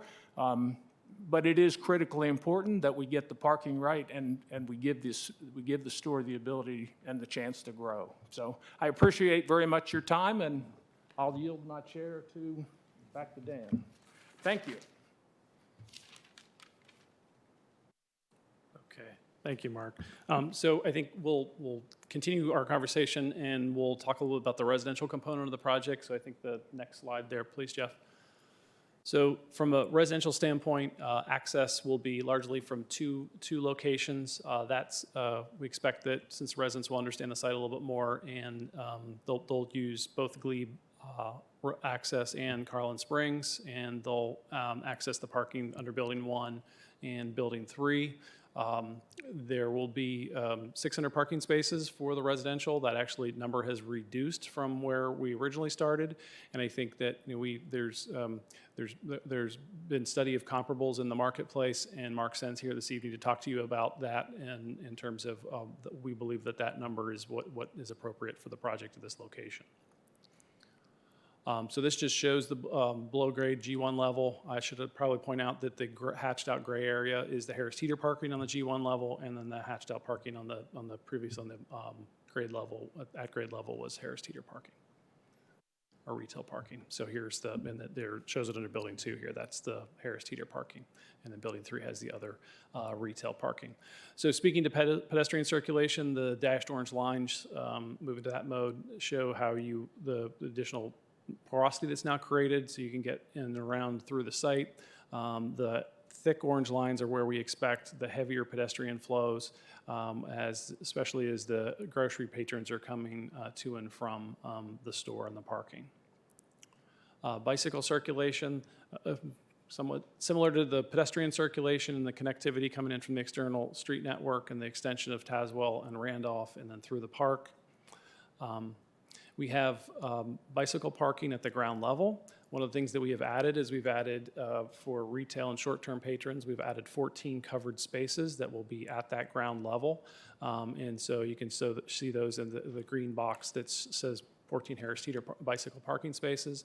We've also added 4 cargo bike spaces. We saw the staff report today with a suggestion for 8 cargo bike spaces, and we believe we can make that happen. So we'll figure out how to accommodate 8 cargo bikes stations or spaces in the garage. And those will be at the ground level, so convenient for those retail patrons and visitors of the project. There'll be a repair station that will be accessible to the retail patrons and to residents. And there will also be 40 uncovered bike racks. Those are the yellow boxes that you can see up on Glebe Road. And at this level, there will also be residential long-term bike spaces. In Building 2, there'll be 32, and then Building 3, there'll be 24. And then the Capital Bike Share Station, which is something we think is a great amenity. We're not sure exactly where that will want to go yet. We've identified a couple locations for it, so I think there'll be continued conversation on that, but those pink boxes show you where there's some potential locations, maybe on Tazewell or up at Glebe and Randolph. Going down into the garage, this shows you where the residential long-term spaces are located, close to the building cores. So you can see the spaces there. Next slide, please. And so going down to the G2 level, it shows the remainder of the long-term spaces. And so we have 297 residential long-term bike spaces, and that meets the requirement. Loading, this shows the locations of the 9 loading berths in the project. And so there's loading for each building. The building 1 is where the grocery and the Harris Teeter tractor trailers will be located. So that's where the largest number of loading berths are located. We've looked at all the maneuvering analysis. Happy to discuss any of that with you if you have any questions on that. One of the things that has been committed to for Building 1 is a loading management plan, because Harris Teeter will have their trucks and vendor trucks, and to manage all of that in that location on Tazewell, there will be a loading management plan. So multimodal transportation assessment was conducted for the site, for the project. There were 9 intersections. We had the benefit of looking at existing Harris Teeter activity and use that to forecast our future trips associated with Harris Teeter. We looked at the inclusion of the new roadway network that was created by the project. The mitigations really focused on the signal at Randolph and Glebe. Signal timing adjustments will be required. I think we'll continue a conversation with staff about how that signal might want to be modified with potentially left turn arrows, or how we want to handle that signal timing and phasing. So that's an ongoing conversation we'll have with staff. Other mitigations are just the design of the site itself, helping distribute traffic and accommodate all the modes, and then a transportation management plan. And so I'll conclude with that. Next slide, please. So the transportation management plan is going to include all the elements that we expect in Arlington County.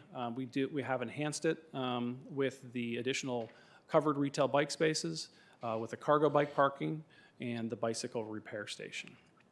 And so with that, I think we appreciate your time listening to our presentation, and the team is here ready to answer any questions you might have.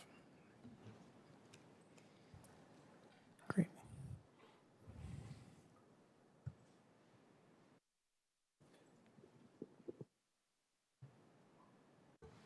Good evening.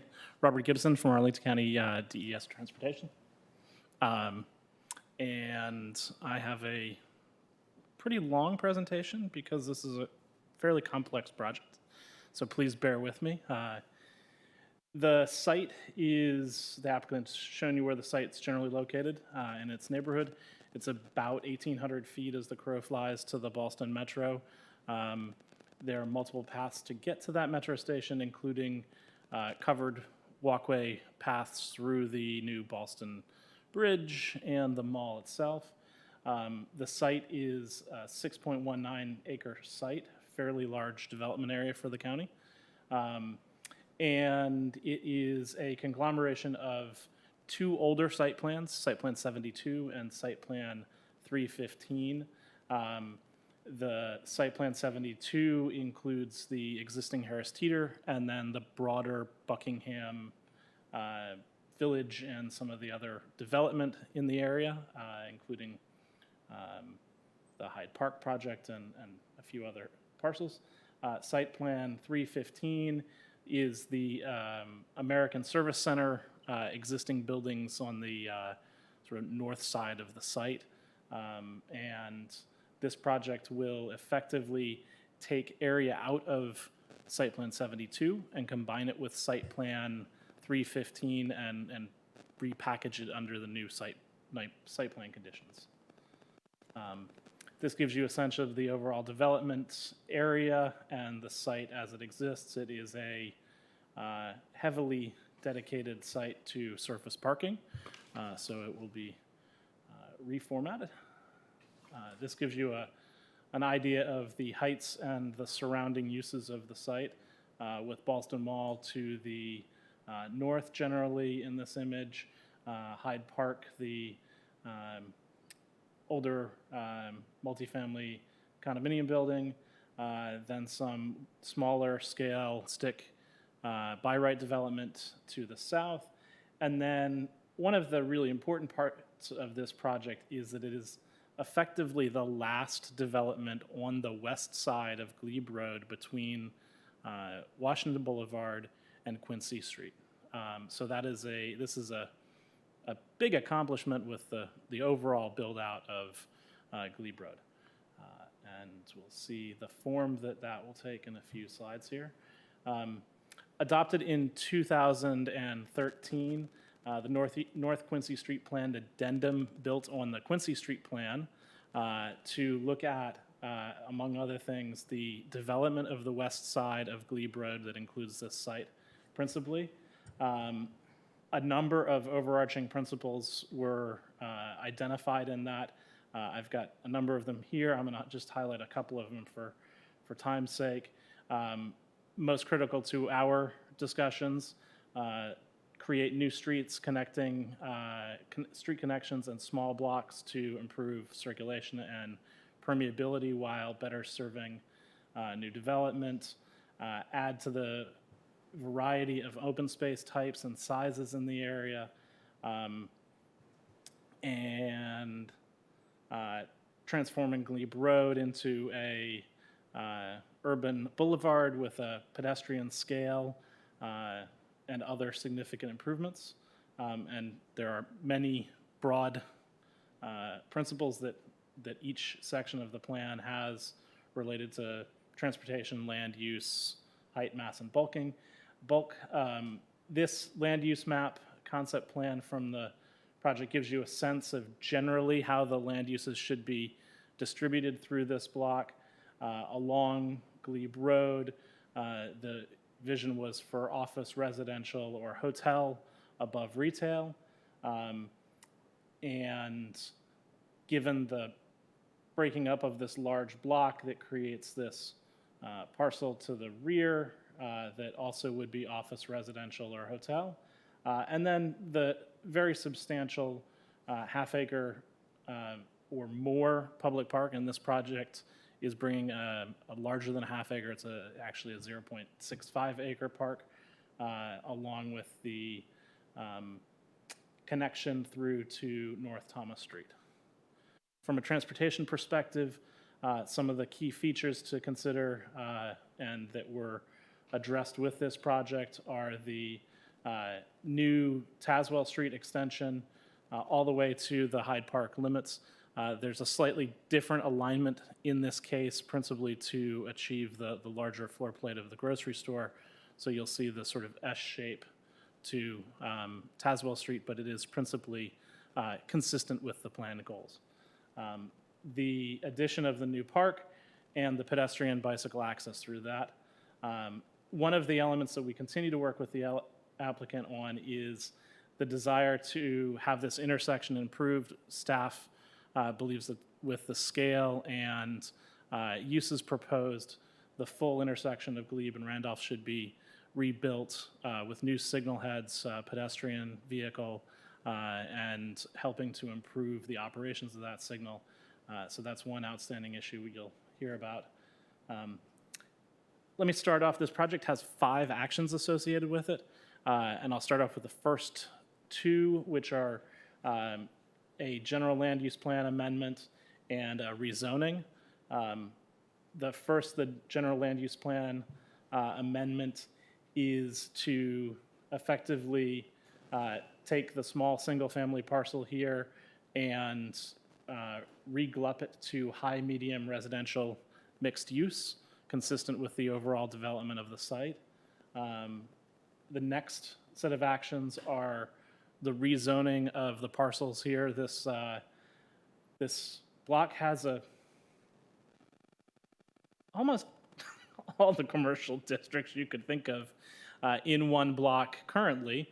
So they will be all unified under an RC zoning district, which permits a mixture of residential and commercial uses. So the next three actions that we'll be looking at are all interrelated in the general site plan development of the site. The first is to amend site plan 72's area. The second is the overall site plan for the project, which defines the density and scope of the project. And then because the park will continue to be owned by, the underlying fee will be owned by the applicant and maintained by the applicant with all the rights of a public park to the county given. A use permit is required for public parks in the RC multifamily dwelling district. Here is a snapshot of the very long facade of Glebe Road that the project will deliver, and getting into the overall mix of the development in the site to get some more detail to the applicant's presentation. The project's 3 phases. In general, it's got the first building here, the second building here, and the third building. The project has been envisioned by the applicant to be phased in a manner that can maintain the existing store until building 1 comes online, at which point operations would transfer over to the new store, and then that site could be used for temporary parking at the existing store, and the construction of building 2 could occur. Once building 2 is built, then building 3 could be built. Overall, the project includes just over 77,000 square feet of retail at the ground floors of building 1 and 3, 732 residential units. It will come with 942 parking spaces. That's roughly 600 residential spaces and 342 retail spaces. There are roughly 207 secure bicycle parking spaces mixed throughout the buildings, and the applicant has shown the 14 Harris Teeter parking spaces at grade in building 2, along with the 4 cargo bike spaces, along with the possibility to find additional cargo bike parking.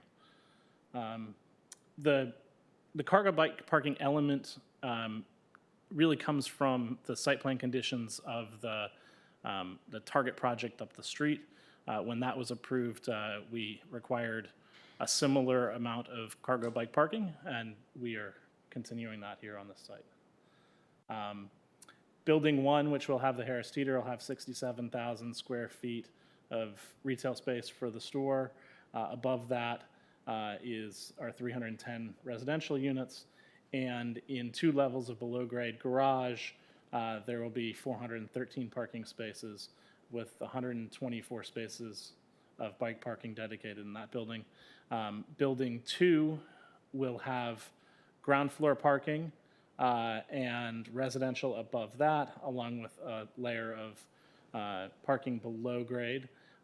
It's got in total 195 residential units, 319 parking spaces roughly, and 81 bike parking spaces plus the 18 for Harris Teeter. Building 3 is 227 residential units above 10,000 square feet of retail, which line Glebe Road and Randolph. There's also a liner of residential uses on the back corner fronting Randolph and Tazewell in an effort to address staff and community concerns. That's that. one of our principal goals here at staff was to evaluate this against adopted county plans and policies, the most relevant being the North Quincy Street Plan Addendum, particularly for street cross-sections. The project generally is conformant with all of the street cross-sections in the North Quincy Street Plan Addendum. However, there were a number of cases on Tazewell Inn and Randolph where staff has recommended deviating from the amount of street space dedicated for two reasons. On Tazewell Street, additional width was needed to support fire access and fire lane, so that can't go below 26 feet when it's narrowed down to 2 lanes.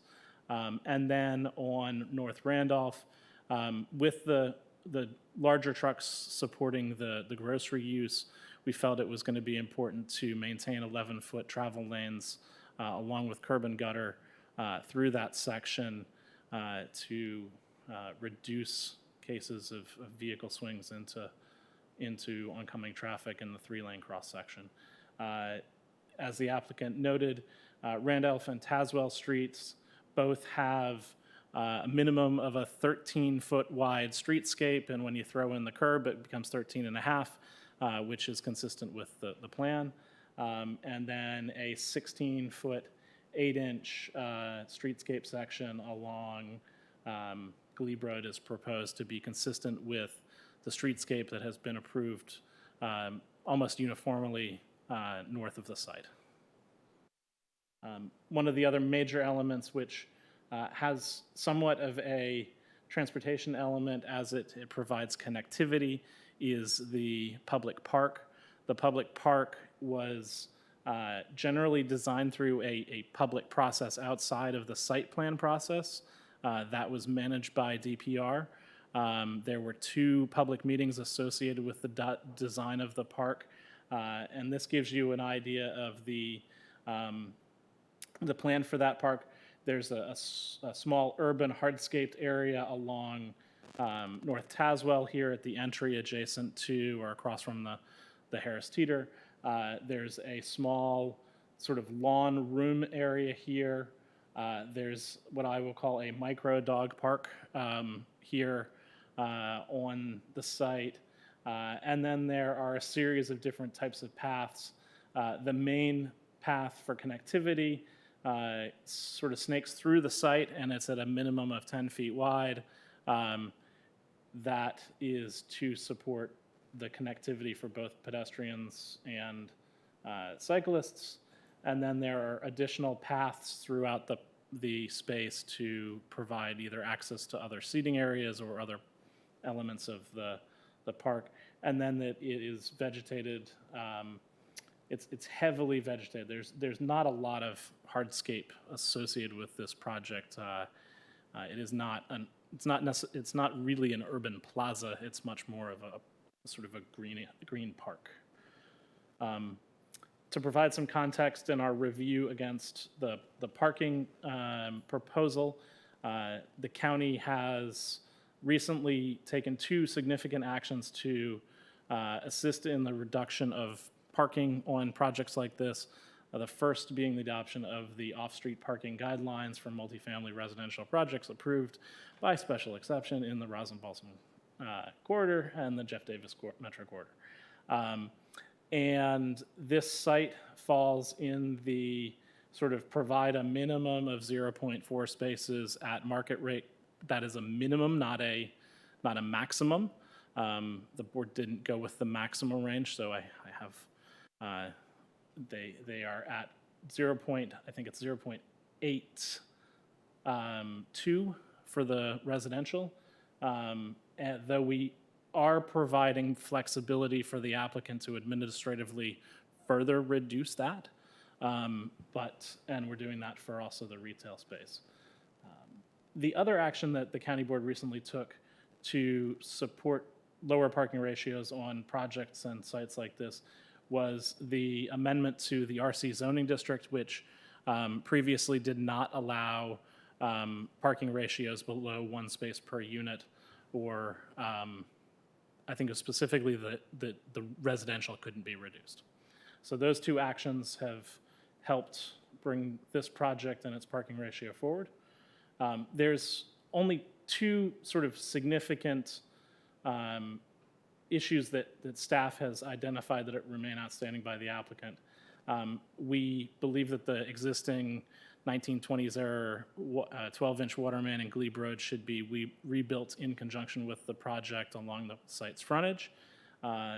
This is pretty standard for site plan projects. And then we also believe that, consistent with the guidance in the North Quincy Street Plan addendum, that the Glebe Road North Randolph Street intersection should be fully rebuilt to better support the increase in uses at the site. With those two elements, which are part of the conditions proposed in the staff report, staff recommends adopting the changes to the general land use plan, adopting the attached ordinance for the rezoning, and adopting the attached ordinance for changes to site plan 72, adopting the overall site plan for 315, and to approve the subject use permit for the new public open space associated with the park. I have provided all of the text here for your ease, but for our time and my reading, I have not read them all. Appreciate it. And then if you need, I have some handy page references for conditions, but most importantly, go Nats, let's finish the fight.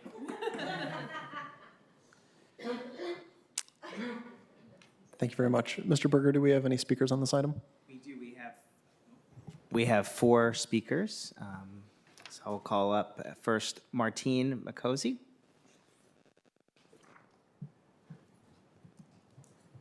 Good evening, ladies and gentlemen. Thank you for the opportunity to address you. I'm a resident of Hyde Park, and I am a current Harris Teeter customer and future Harris Teeter customer, as are my neighbors. And just by way of my background, I hold a master's degree in urban planning with a specialization in transportation planning. I've worked for 3 secretaries of transportation. I've worked as a transportation consultant, and I've often been called to developments as a TDM specialist to try to mitigate impacts that were caused by the development. And so what I would like to say to the commission is that when I was in graduate school, Arlington County was always cited as such an excellent example of proactive planning and trying to create livable communities. And so I certainly appreciate that and hope that there's an opportunity to work towards that goal for this particular case. As we know, developments just don't drop in from outer space. They are developed in the context of the community. And so I have 4 points that I'd like to address specifically. The first is curb cuts, the second is access and egress, the third is public transit access, and the fourth is possibly a task force to try to work through some of these issues. So the first thing is, from an urban planning standpoint, curb cuts are a fantastic way to facilitate access. With a walkability score of 93 and 300 plus units at Hyde Park, there's going to be a lot of people walking to this new development. I'm really perplexed at why curb cuts are being eliminated. Imagine somebody with a baby stroller, a portable shopping cart, a bicyclist. We have people in our building that use wheelchairs and walkers. I don't know how they're going to step up on a curb. It doesn't really make sense to me. Maybe somebody can explain that to me. The second thing is that at Hyde Park, as far as I know, in Arlington County, we are the only residential or commercial building that requires making a U-turn to get into our garage. It is very awkward. It is dangerous. We have some serious issues even getting out of our garage now. In order for us to go north on Glebe Road, we have to make a huge deviation of about 10 minutes because there's a concrete median on Glebe Road. So that's a problem for us. I believe that there might be some solutions. I think the private easement that was cited on the legend may hold a creative solution for what we could do. I would also suggest that currently the bus placement of the bus pickup area on the corner of Glebe and Quincy Street is really problematic because the people that are trying to make a right turn from Glebe Road to Henderson Road have to basically drive around a bus if the buses stop there to discharge passengers or pick up passengers. My suggestion is to consider moving that public transit, making a pull-off area in front of Building 1 that's parallel to Glebe Road so that people could access this development and not have traffic conflicts at that next intersection. I really appreciate the mitigation measures. I believe they're well-intentioned. Signal timing adjustments and rebuilding of Randolph intersection are great.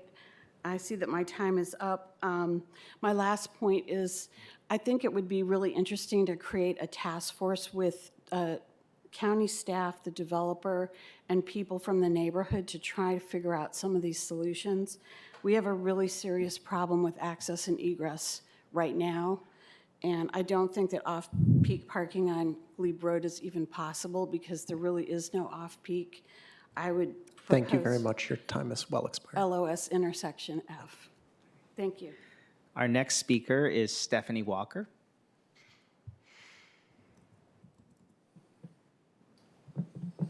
Hello. I hope you can hear me. Yeah. It's a late evening already, so I'll try to be brief.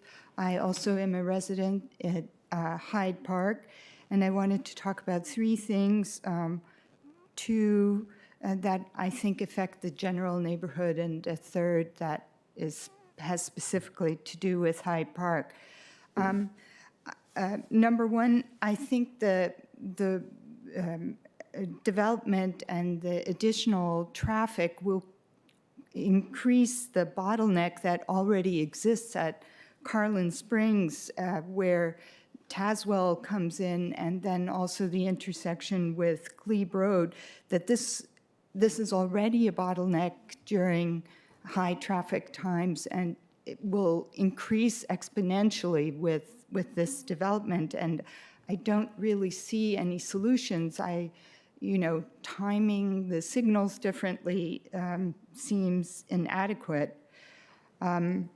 And I wondered how emergency responders could actually access, if there's an emergency on the inside at Building 2 or Building 3, how will fire trucks and ambulances get there when there are so many people driving through or inside and out to shop at Harris Teeter? So that's just sort of a citizen concern. Second, with the increased traffic on for the store and for residents in these buildings, the North Randolph extension, I think will actually vehicular traffic there will hinder pedestrian use of this area. And this was so much discussed at the site plan review committee meetings. But again, it was recognized as an issue, but I don't think addressed in the plans. So the walker's paradise that was cited by someone, with the increased density, I just can't see that being maintained. It's unsafe. It's going to be less safe for pedestrians if, driving shoppers are going to come in from Carlin Springs and Tazewell and Randolph Street to park, and then people are also supposed to walk around there and push their shopping carts across these roads. It just seems too much. Thirdly, something Ms. McCarthy already mentioned, but I want to emphasize, is that there's only one point of entrance and exit for Hyde Park garage parking, and it requires this awkward U-turn arrangement, and I don't know who will help us keep that possibility. Is this a state, VDOT, or is this an Arlington County question? I'd love to hear from the experts here. Thank you. Thank you very much. Our next speaker is John Beer.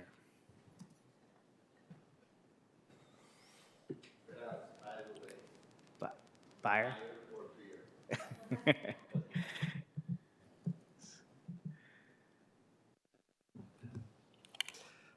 My name is John Beer. To clarify, I'm also a resident of Hyde Park. This is the first time I've gone before a commission like this to offer any comments. I was very interested to see how the process evolved. But getting back to some practical comments. The traffic problem with this development didn't start with this development. It started with the North Quincy Street Plan Addendum. As you saw, the North Quincy Street Plan Addendum showed buildings just like this, with the same density. And it had two, and only two, access and egress points. The Glebe Road and Randolph Street, and the Tazewell Street extension and Collins Springs Road.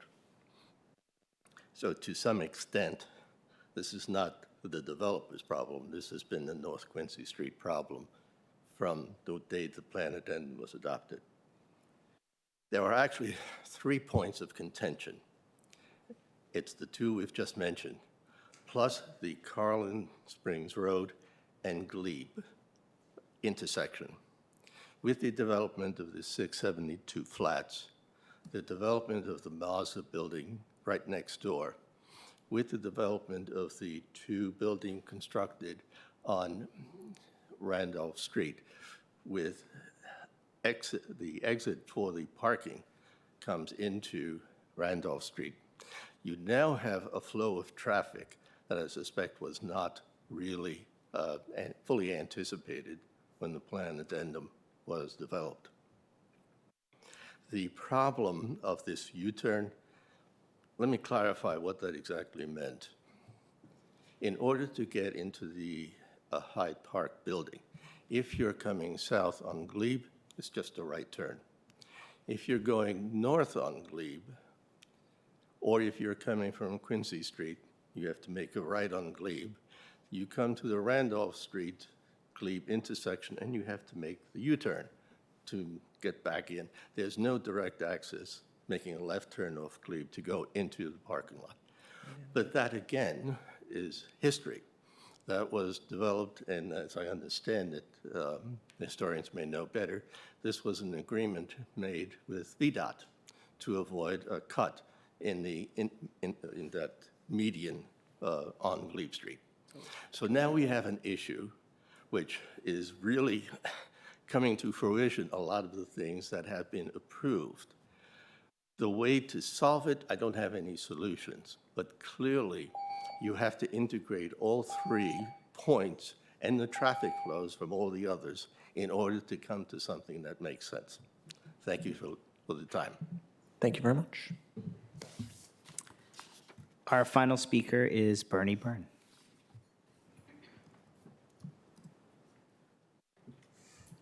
Yeah, keep that landscape plan there. Okay, couple of things. We've talked about how we want a protected bike lane, and we talked about how the Mass Transportation plan says we want a bike lane along Glebe Road. Staff, we know, opposes that bike lane on Glebe Road. We've done it in the past. We've been through this whole thing. It's not going to happen. However, a protected bike lane, if you really want it, you really have to insist that the developers put it on their property, like they did with Marymount. You don't have, I mean, if you can have a building that goes right to the sidewalk, no protected bike lane, no bike lane at all. Glebe Road is not a very bicycle-friendly place. It's the only way because you go to the other streets and they don't connect very well. So you got to really look at this and say, hey, maybe this is just not right. They should have put a bike lane, a protected bike lane on their property. Because certainly you can recommend, of course, that they put a bike lane in the street, but that's not going to get anywhere with staff. That's really only one solution. The other thing is here, through the path, I'm talking about the axis park that comes down to Thomas Street at the bottom. They said that you can see how much space that walkway takes. It's taking up almost half the width. That park's obviously a natural area, and he said that the bike that's 10 feet wide. Well, that's like a bike trail. This is a side street that's going to Thomas Street. It's not going to be used very much by many people at all. It should really only be 8 feet. And remember, they're going to be mowing on the side of it too, because they don't want the vegetation coming on the side on there. So I would say reduce that from 10 feet to 8 feet. Some bike lanes are like that. If this was a small bike route, going through a connecting trail, it would be 8 feet, not 10 feet. So that's that. So that's the rule, general rule. If you have a small connecting trail, it's 8 feet, not 10. So reduce that sidewalk width from 10 feet to 8 feet. Now, this is the walkway through the park, which you can see there from Thomas Street, especially that first part, but actually the whole length of it. But you can see how that part near the bottom is really taking up a lot of that space, which should be a park. It should be trees. So that's the other thing is construction. If you've noticed along Glebe Road, each project has been blocked that's been built recently, not the more older ones, are taking up a whole bike lane, a whole traffic lane of Glebe Road. This is making it deadly for cyclists. I am scared every time I ride on Glebe Road past that construction on the next block. 2 blocks down now, it was next block before. You should make a point of that you will not block off a leaving of Glebe Road. You just can't do it. It's really making it very dangerous. The sidewalk is gone, of course, but people who are on bikes, they're not going to go off the sidewalk on the other side of the street. That's an important thing. So keep the construction out of Glebe Road. Don't let them block the street. Thank you, Mr. Byrne. All righty. On to commission discussion. Does anybody want to kick things off with questions for staff or the applicant? All right, fine. I've got a couple. How, if at all, will you be planning to manage the retail parking? Is there going to be controlled access to the retail parking, or is it just drive right up in and free for all? Yeah, generally speaking, we try to make that as easy as possible for our customers, so we don't like to do that. We have on several projects gone back and done some traffic control, and that ranges from gates that would regulate who could come in. We've put in parking meters that you don't really pay for, but they're really more of kind of a mindset of people coming and going and that kind of thing.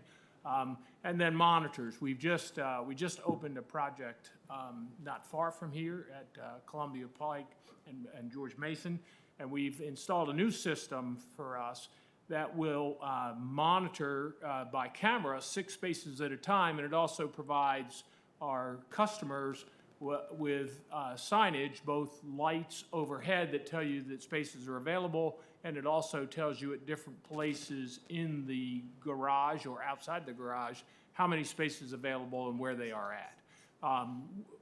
Right now, I would say our intention surely would be to use a system like that in this project. To do a more positive kind of traffic control thing is something that we would not want to do, at least from the start, if we didn't have to. Commissioner Culkins. Thank you for the lead-in. I have a lot of notes about this, specifically how we're managing the retail parking. There is not a grocery store in the District of Columbia in any urban part of the city or anywhere in the Roslyn-Ballston corridor other than the Giant that is older, existing parking, that doesn't have some sort of parking validation system. The fact that you're starting with the assumption that you're going to have to provide parking for the people who decide that they want to park in the Harris Teeter parking, but they're not shopping at Harris Teeter, is really surprising to me, because even on Columbia Pike, when I've, upon a random occasion, once needed to stop at the Giant, I had to get a ticket. I had to get it validated when I purchased something at the Giant.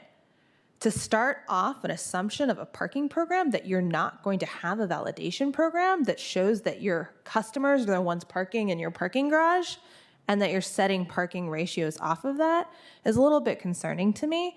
I'm also curious about whether or not you're planning on charging for parking for your employees, because the number of spaces you're assuming is probably related to that a little bit.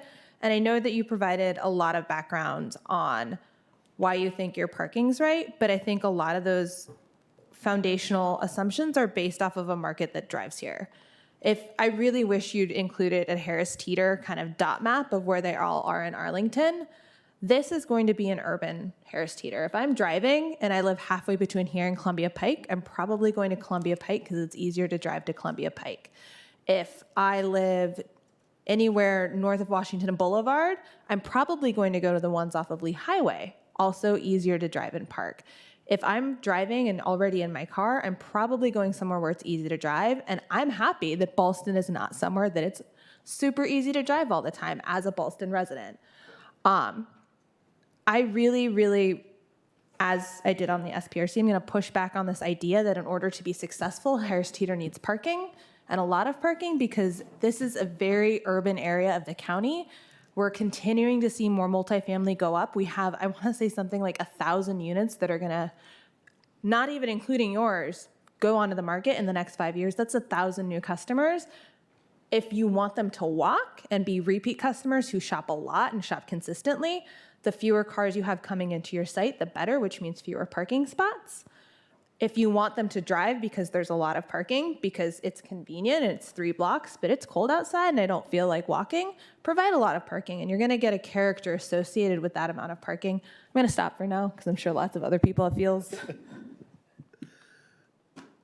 Commissioner Lanzalme? I do want to note that there are 2 supermarkets in the corridor that have just free parking, the Clarendon Whole Foods and the Virginia Square Giant. The Giant actually. Okay. Also old and exits of this parking lot. So anyway, but thank you for, I was wondering about the controlled parking. Do you have any idea whether anybody, for the Harris Teeter people, whether you have any problem with long-term Metro parkers just sneaking in and using your lot? I actually was at your supermarket this morning, and there's plenty of spaces, but, for early in the morning. But do you have a problem? Would you know whether you would have a problem with people using your lot for Metro parking? We would. The system that we've just installed at the Columbia Pike actually has cameras in each one of the nodules, and those cameras monitor How long? all 4 spaces that are related to that. And you can set any number of parameters that would tell you when a car has been there 10 minutes, 15 minutes, an hour, whatever you want it to say, or what to tell you. And then when that time had expired, it would come up on the system and say, this car is, is past due, so to speak. Okay. So we can certainly manage the parking in that way. We have before, and we do have stores now where we validate parking. We just, Harris Teeter is very much focused on customer service and creating the best experience we can for our shoppers coming to the store, no matter how they come. So we would rather not do that, but certainly if parking with commuters and, everybody else becomes a problem, we would, we'll do it, and we've done it in the past. Now, with the, I'm happy that you're saying that if you do find that it's overparked, that you can convert parking into other uses. We've had other projects where they say it can only be parking, it can't be anything else. Do you have any idea where what would convert first, and what would it convert to? Well, it's an interesting question in terms of will be really interesting to see just how the parking gets used in terms of whether it's below grade or at grade. So I think that would drive a fair amount of the decision in terms of how those things may change. Certainly, you could take some of that, certainly on the above grade, and look at that in terms of other retail or other uses that the community might have, such as community rooms or event rooms or those kind of things. So I think that there's a lot of uses that you could have if you find that it ultimately is overparked. We have a number of stores that we've built that we've, kind of followed the lower parking ratios, and we're struggling mightily to be successful in those stores. At this particular store today, 80% of our business comes from outside of a half mile. Generally speaking, and the other thing that's very important about this store, and probably unique in this environment. This store has a very high basket size. That's how we kind of measure how much groceries people buy when they come. The basket size is very large, and the transaction or the numbers of transactions is not nearly as much as some of our other urban stores. So we know that people come in and buy large amounts of groceries, and they're carrying a lot with them. And we feel very confident that most of those folks are driving beyond that half mile because they're buying a lot of groceries, which for us, we're very happy about. And we want to make sure that we have something that can continue to serve those customers. Would you have provision for people being picked up by Ubers or Lyfts? We do. We have that curb cut that is on the back side on Tazewell. That now is going to be kept for those kind of pickups and drop-offs. Thank you.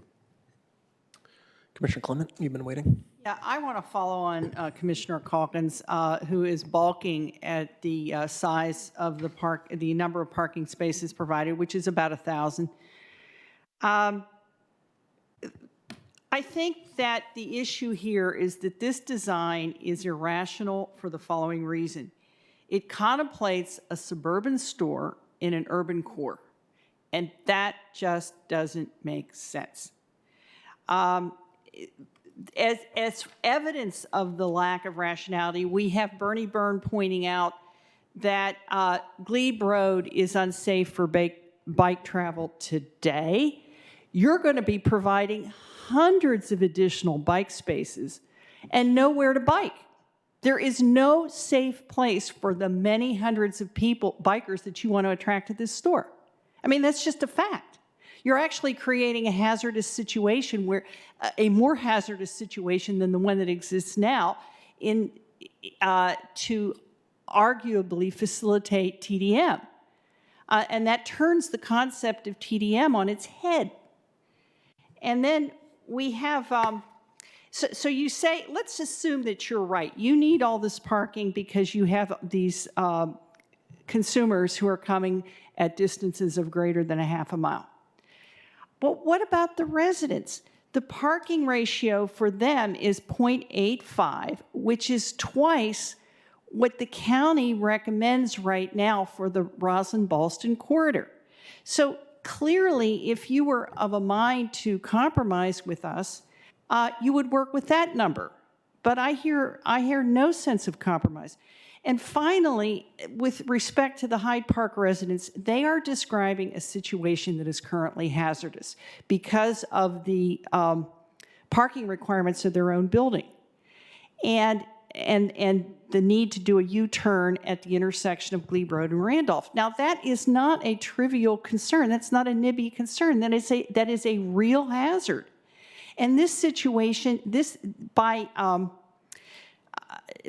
you are increasing the number of parking spaces by 5 times. Well, that will surely aggravate the hazard of that intersection. And finally, I want to point out that the TIA for this project was not distributed to anyone on the commission that I know of today.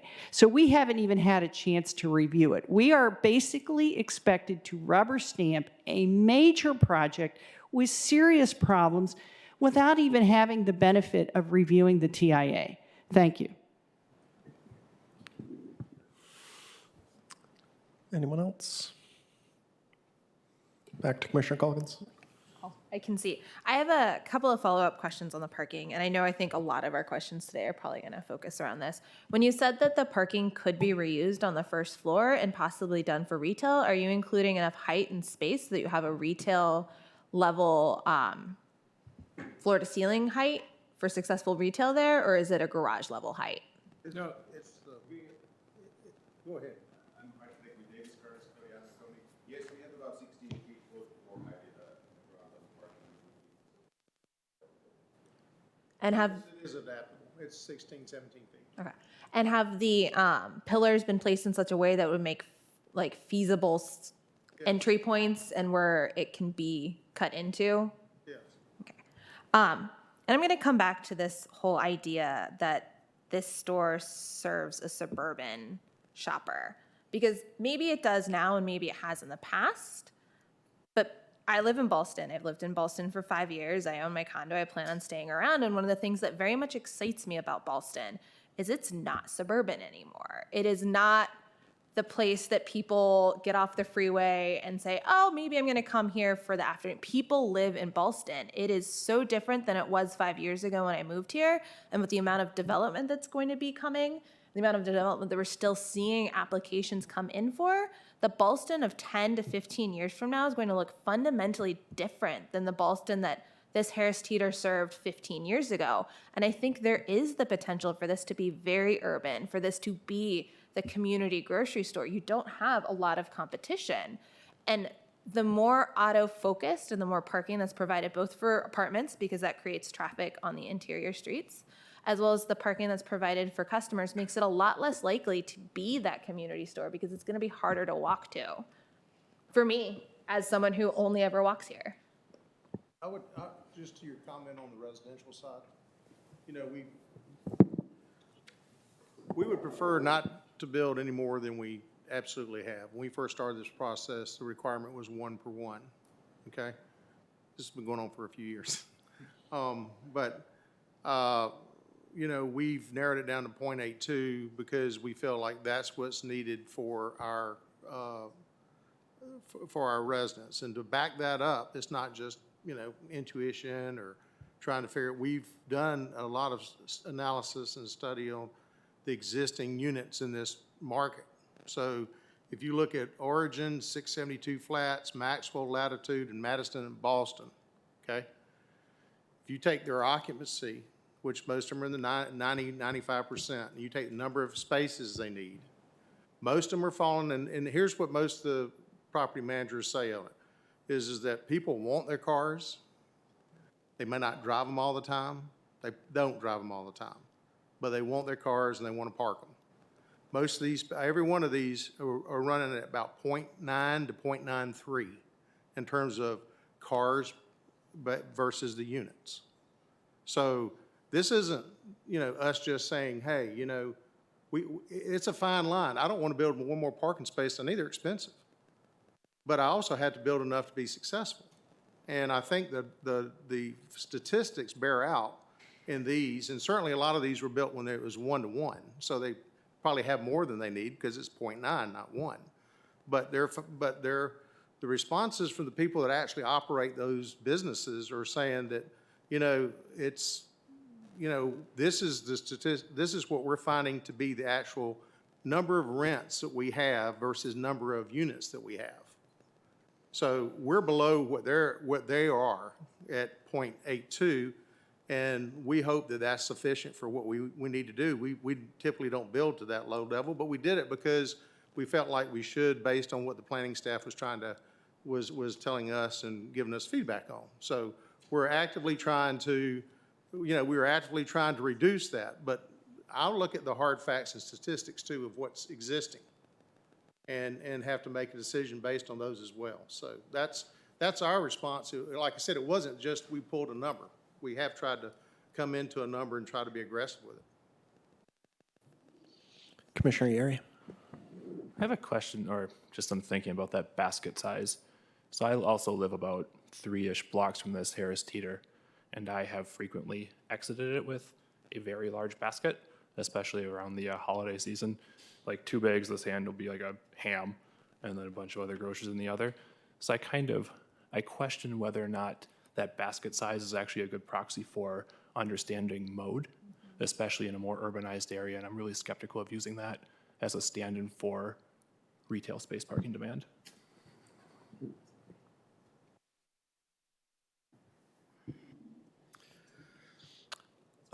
Commissioner Wadsworth.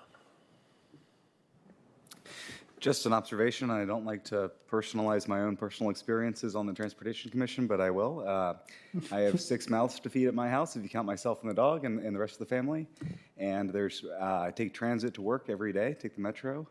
There's about 2 times a week I always drive, and it's to Costco and sorry to Giant. But it's to the grocery store because I can't carry all the groceries home, so I drive. So, thank you. That's it, you're done. Commissioner Busha. I'm sure, Mark, there's some data. I mean, how do you collect that data? I mean, I'm sure there's some analytic or some mechanism that you guys use to collect that kind of data, that you know that information about the basket size. Oh, yeah, no, it's standard. It's standard information that we look at in terms of stores and transactions and how we staff the store and prepare for shoppers, and also how we, the inventory as well. So, and it's very hard data because that information comes from our VIC cards. So when we give you this kind of information, it's not just what our best guess is. We know very specifically what the customers are buying, where they're coming from, and how much they're taking home.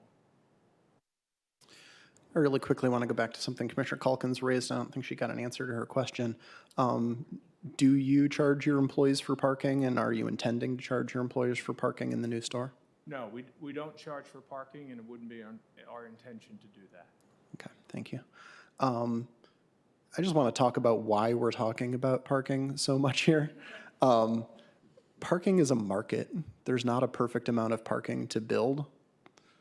Like the reason that you see 0.9 parking spaces used in all these residential buildings is because they were required to build one space per unit, and your average person who has this parking garage as an asset wants it to be about 90-95% full. And so they set their parking price based on that. So the more parking spaces you build, the cheaper they end up charging for the parking so that they can just about fill the garage. And so the reason we're up here is we were concerned about, just like the residents who came up here and spoke, about the amount of traffic congestion that we're seeing on Glebe and Carlin Springs. We're concerned about the number of cars crossing these curb cuts where pedestrians are trying to walk down the sidewalk. And we know that the more parking is built, the less is going to be charged for it, and therefore the more enticing it is for someone who really wants their car to move into that residential space or to come to this particular grocery store. So having development built that has more parking leads to more cars. So reason we are talking about this parking over and over and over again is because we don't want more cars in our community. So that is why I still think 0.84 is high on the residential side. I think there are plenty of people out there who are looking for a place to live, who aren't so married to their car, who would be happy to come and live there. But you are going to turn away some people who are married to their car and are not going to want to live in your apartment building. And I know you don't want to do that, but to some extent, we as a community would like you to do that so that we have a community that has fewer cars in it. Straight up. So I am really concerned that this development is a development for the Ballston of 10 years ago. And it is going to be with us as an albatross around our neck for 30 more, holding Ballston back into a suburban development. That is my big concern with this development as proposed. Anyone else? Commissioner Yeri? Oh, sorry. Oh, Commissioner. I would just like to endorse your remarks. I think they're actually poetic. And I think that is the final word on this.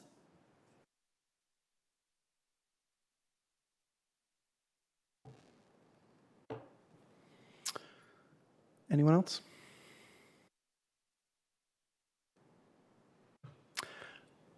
I move that the Transportation Commission recommend that the County Board defer approval of this site plan pending further refinement into a more urban format befitting the changing nature and landscape of Ballston.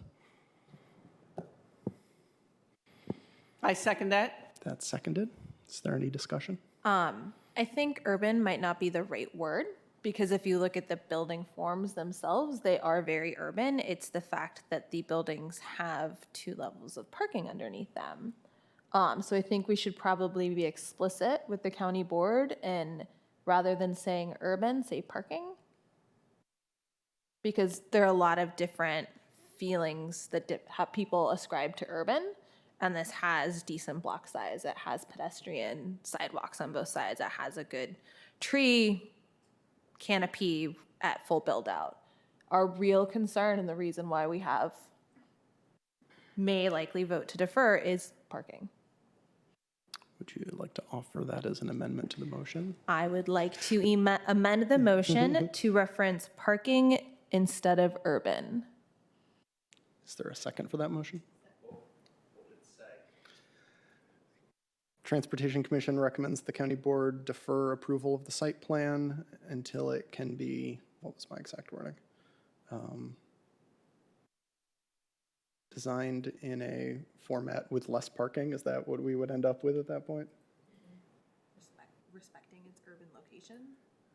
I think I would much rather, if that is the sense of the commission, just make that clear in the letter that our biggest issue with it is the amount of parking it would provide and traffic it would induce rather than changing the word urban. All right. So that motion to amend dies. Any other discussion of this motion or further amendments? All those in favor? 1, 2, 3, 4, 5, 6, 7, 8. Those opposed?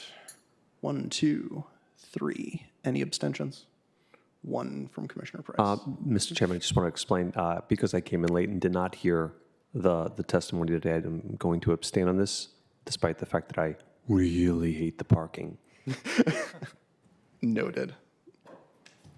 All right, that's it for that agenda item. Thank you. Proposing that was Lantelmi, Bushu, and Wadsworth. Can you do me a favor? Harrison, you were no? Tell Rich to come down. You were a no? From what? His Where would desk. he be? His desk. I'll do that. Thanks.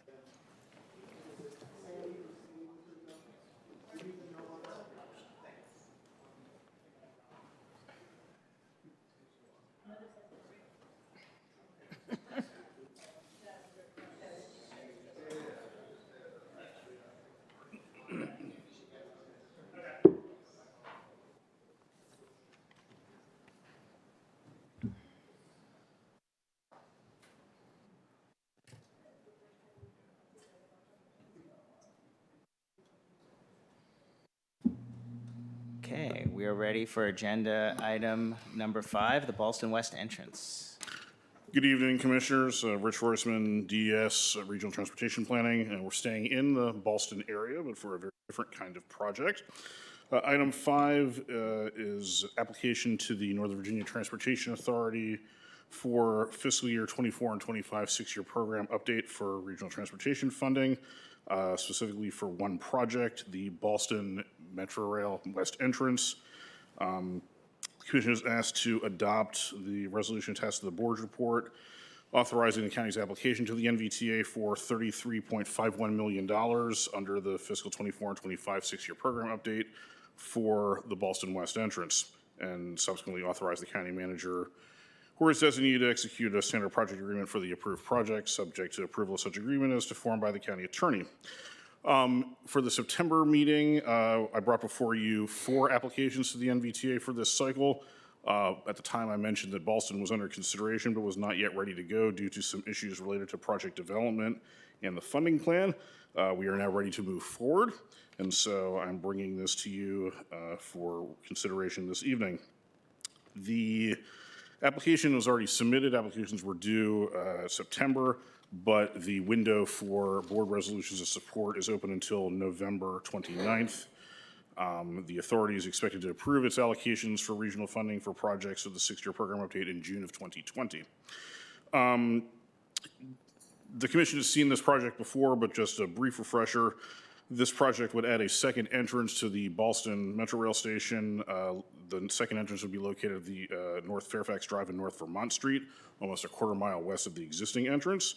It would greatly expand access to the station and provide greater capacity and efficiency for Metro Rail. The project will include 2 street-level elevators and stairs connected to an underground passageway and a new mezzanine with stairs and elevators to the train platform. There is existing NVTA money on this as well as smart scale money. Since this project was last considered for application to the authority during the 2018 to 2023 six-year program update, there have been a couple of milestones advancing the project, I will touch on briefly. The first of those was approval by the county board earlier this year of a site plan amendment, which transferred responsibility for design and construction of the project from the developer at 4410 North Fairfax. The address may be up, but it's that site plan. Transferring the responsibility for the project from the developer to the county. The second milestone is a couple years old at this point, but it is still relevant. The transfer of North Fairfax Drive out of state ownership into the county system. Combined, what this means is that the county can now independently pursue the project without requiring VDOT permits and speeds up the process. Staff continues to work with WMATA to move toward a project design support agreement, a project coordination agreement, and insertion of the project into the WMATA capital improvement program. The county also has recently engaged a task order contract to A&E firm to update the age set of 35% design plans. And as part of that work, the contractor will also be developing bridging documents for design build procurement to accelerate the project development process. This is in the existing CIP based on this funding request and its outcome, as well as the rest of the funding plan, which is now expected to include a much more significant local component to the funding program, but we don't know exactly what that amount is yet. It will be folded into the regular CIP development, which is ongoing. So with that, I'll have to take any questions. Commissioner Clement. I just one question. What is the actual likelihood of NVTA funding this request? The primary reason that it was not funded during the last cycle was the lack of progress made on the project. Given where we are with the engagement of the A&E firm and actually advancing the design, we think our prospects are much better than they were on the previous round. Commissioner Calkins. And clarify if I'm wrong, one of the considerations that they make in the selection is if they've already provided money and they want to keep continuing to fund projects to implementation if they've put money on in past years. It is a consideration that, yes, a continuation project is considered as part of their metrics. Any other questions? I move the Transportation Commission recommend that the county board, what is it? Adopt the resolution authorizing the application, which already happened. Second. Second. Any discussion? I'll second the second. All those in favor? All those opposed? Abstentions? All right, that's unanimous. Thank you.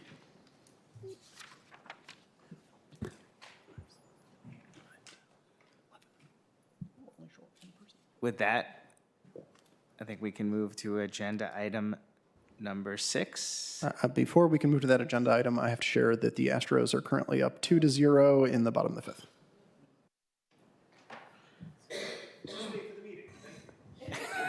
Moving on.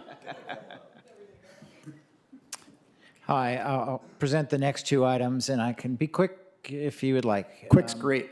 Yeah. So this number 6 is regarding an MTP map amendment for 14th Road South. This is a request to advertise. This is an item that is going along with a big development project, part of the Metropolitan Park area. So we have a street depicted on the MTP map today that is called 14th Road South, and it extends a short way east of South Elm Street. And is part of the, it was identified initially in the Metropolitan Park Phase Development Site Plan, which was developed more than 10 years ago.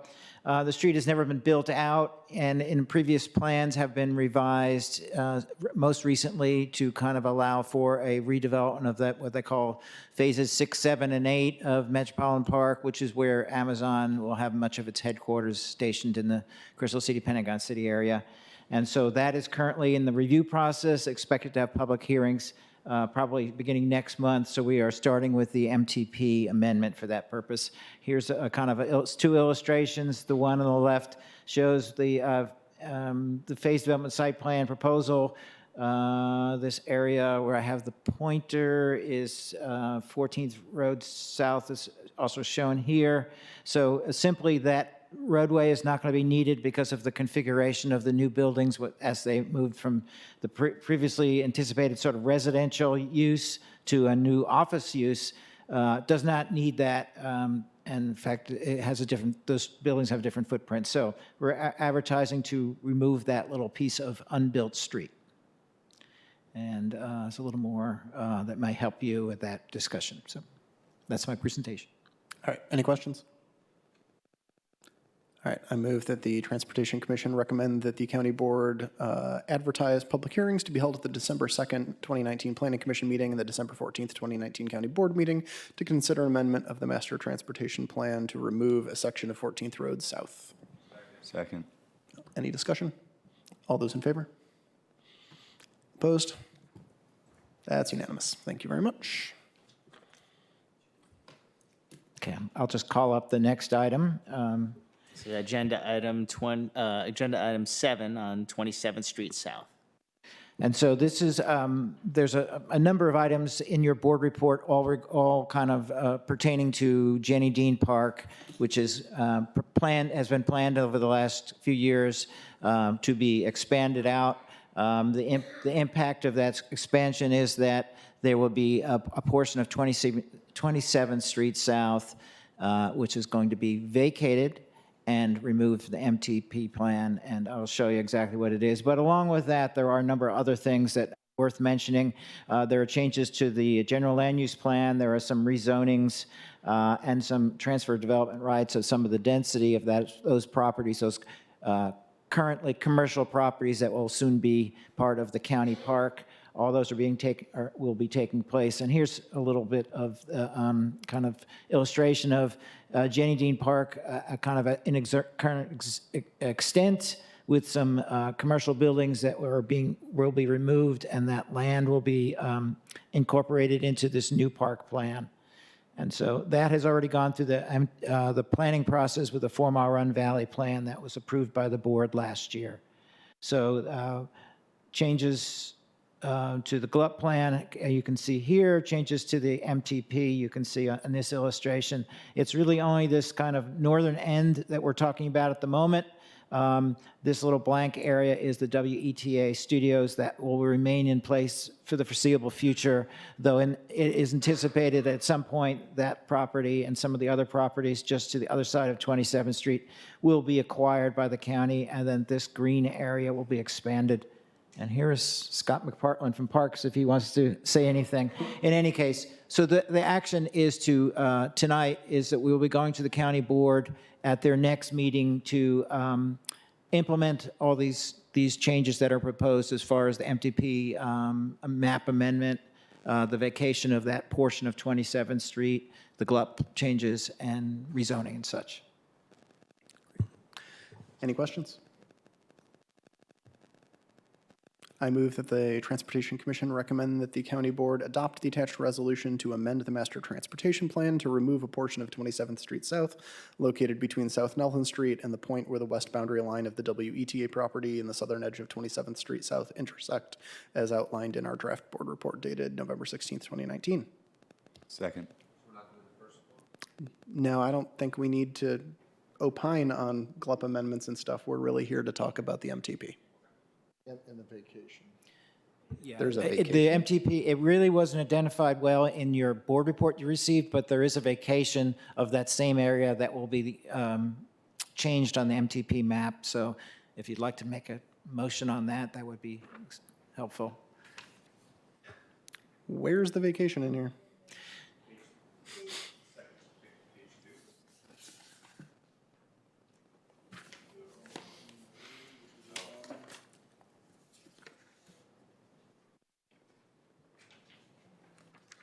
There are 4 parts.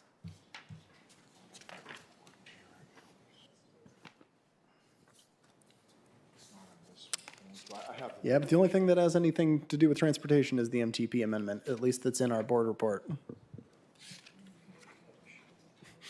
That's correct. I don't have an issue with that. It's fine. Is there something else you need action on from the Transportation Commission besides the MTP amendment? Yes, Chairman Slatt. We also need action on the vacation. Can you point to anywhere in this board report where the No, I vacation is cannot. outlined?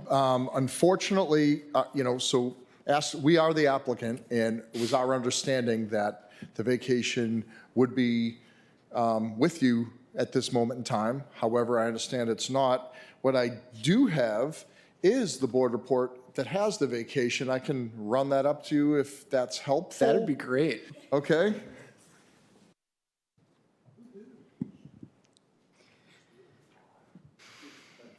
Thanks.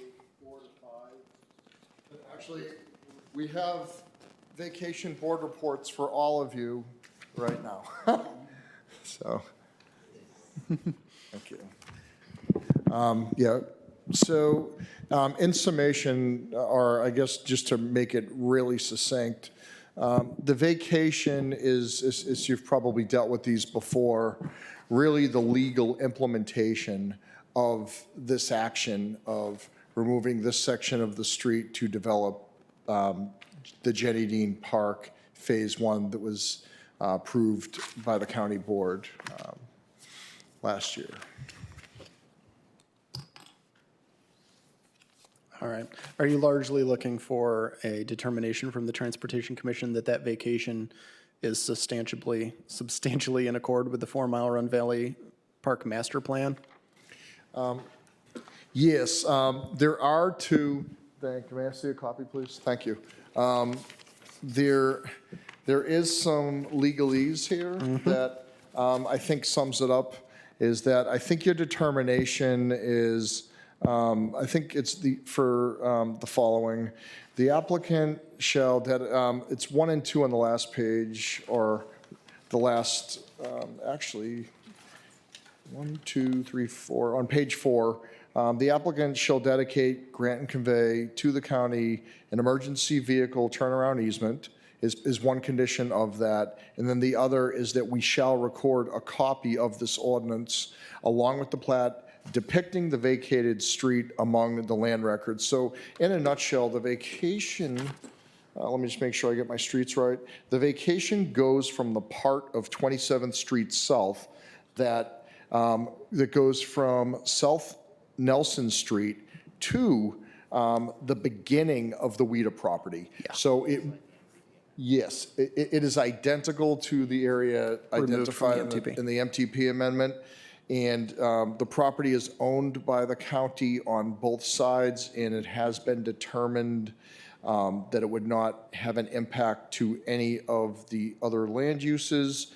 In addition, the turnaround has been determined to be more than adequate by the deputy fire marshal for a fire truck. Sure. And sounds like everyone's quite pleased. I think we're good. All right.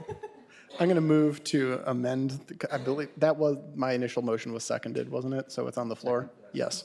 All right. I'm going to move to amend that motion then to state that furthermore, the Transportation Commission recommends that the county board enact the attached ordinance of vacation to vacate a portion of 27th Street South from South Nelson Street to the west boundary line of the property owned by the Greater Washington Educational Telecommunications Association, which incidentally I never knew that's what WEDA stood for.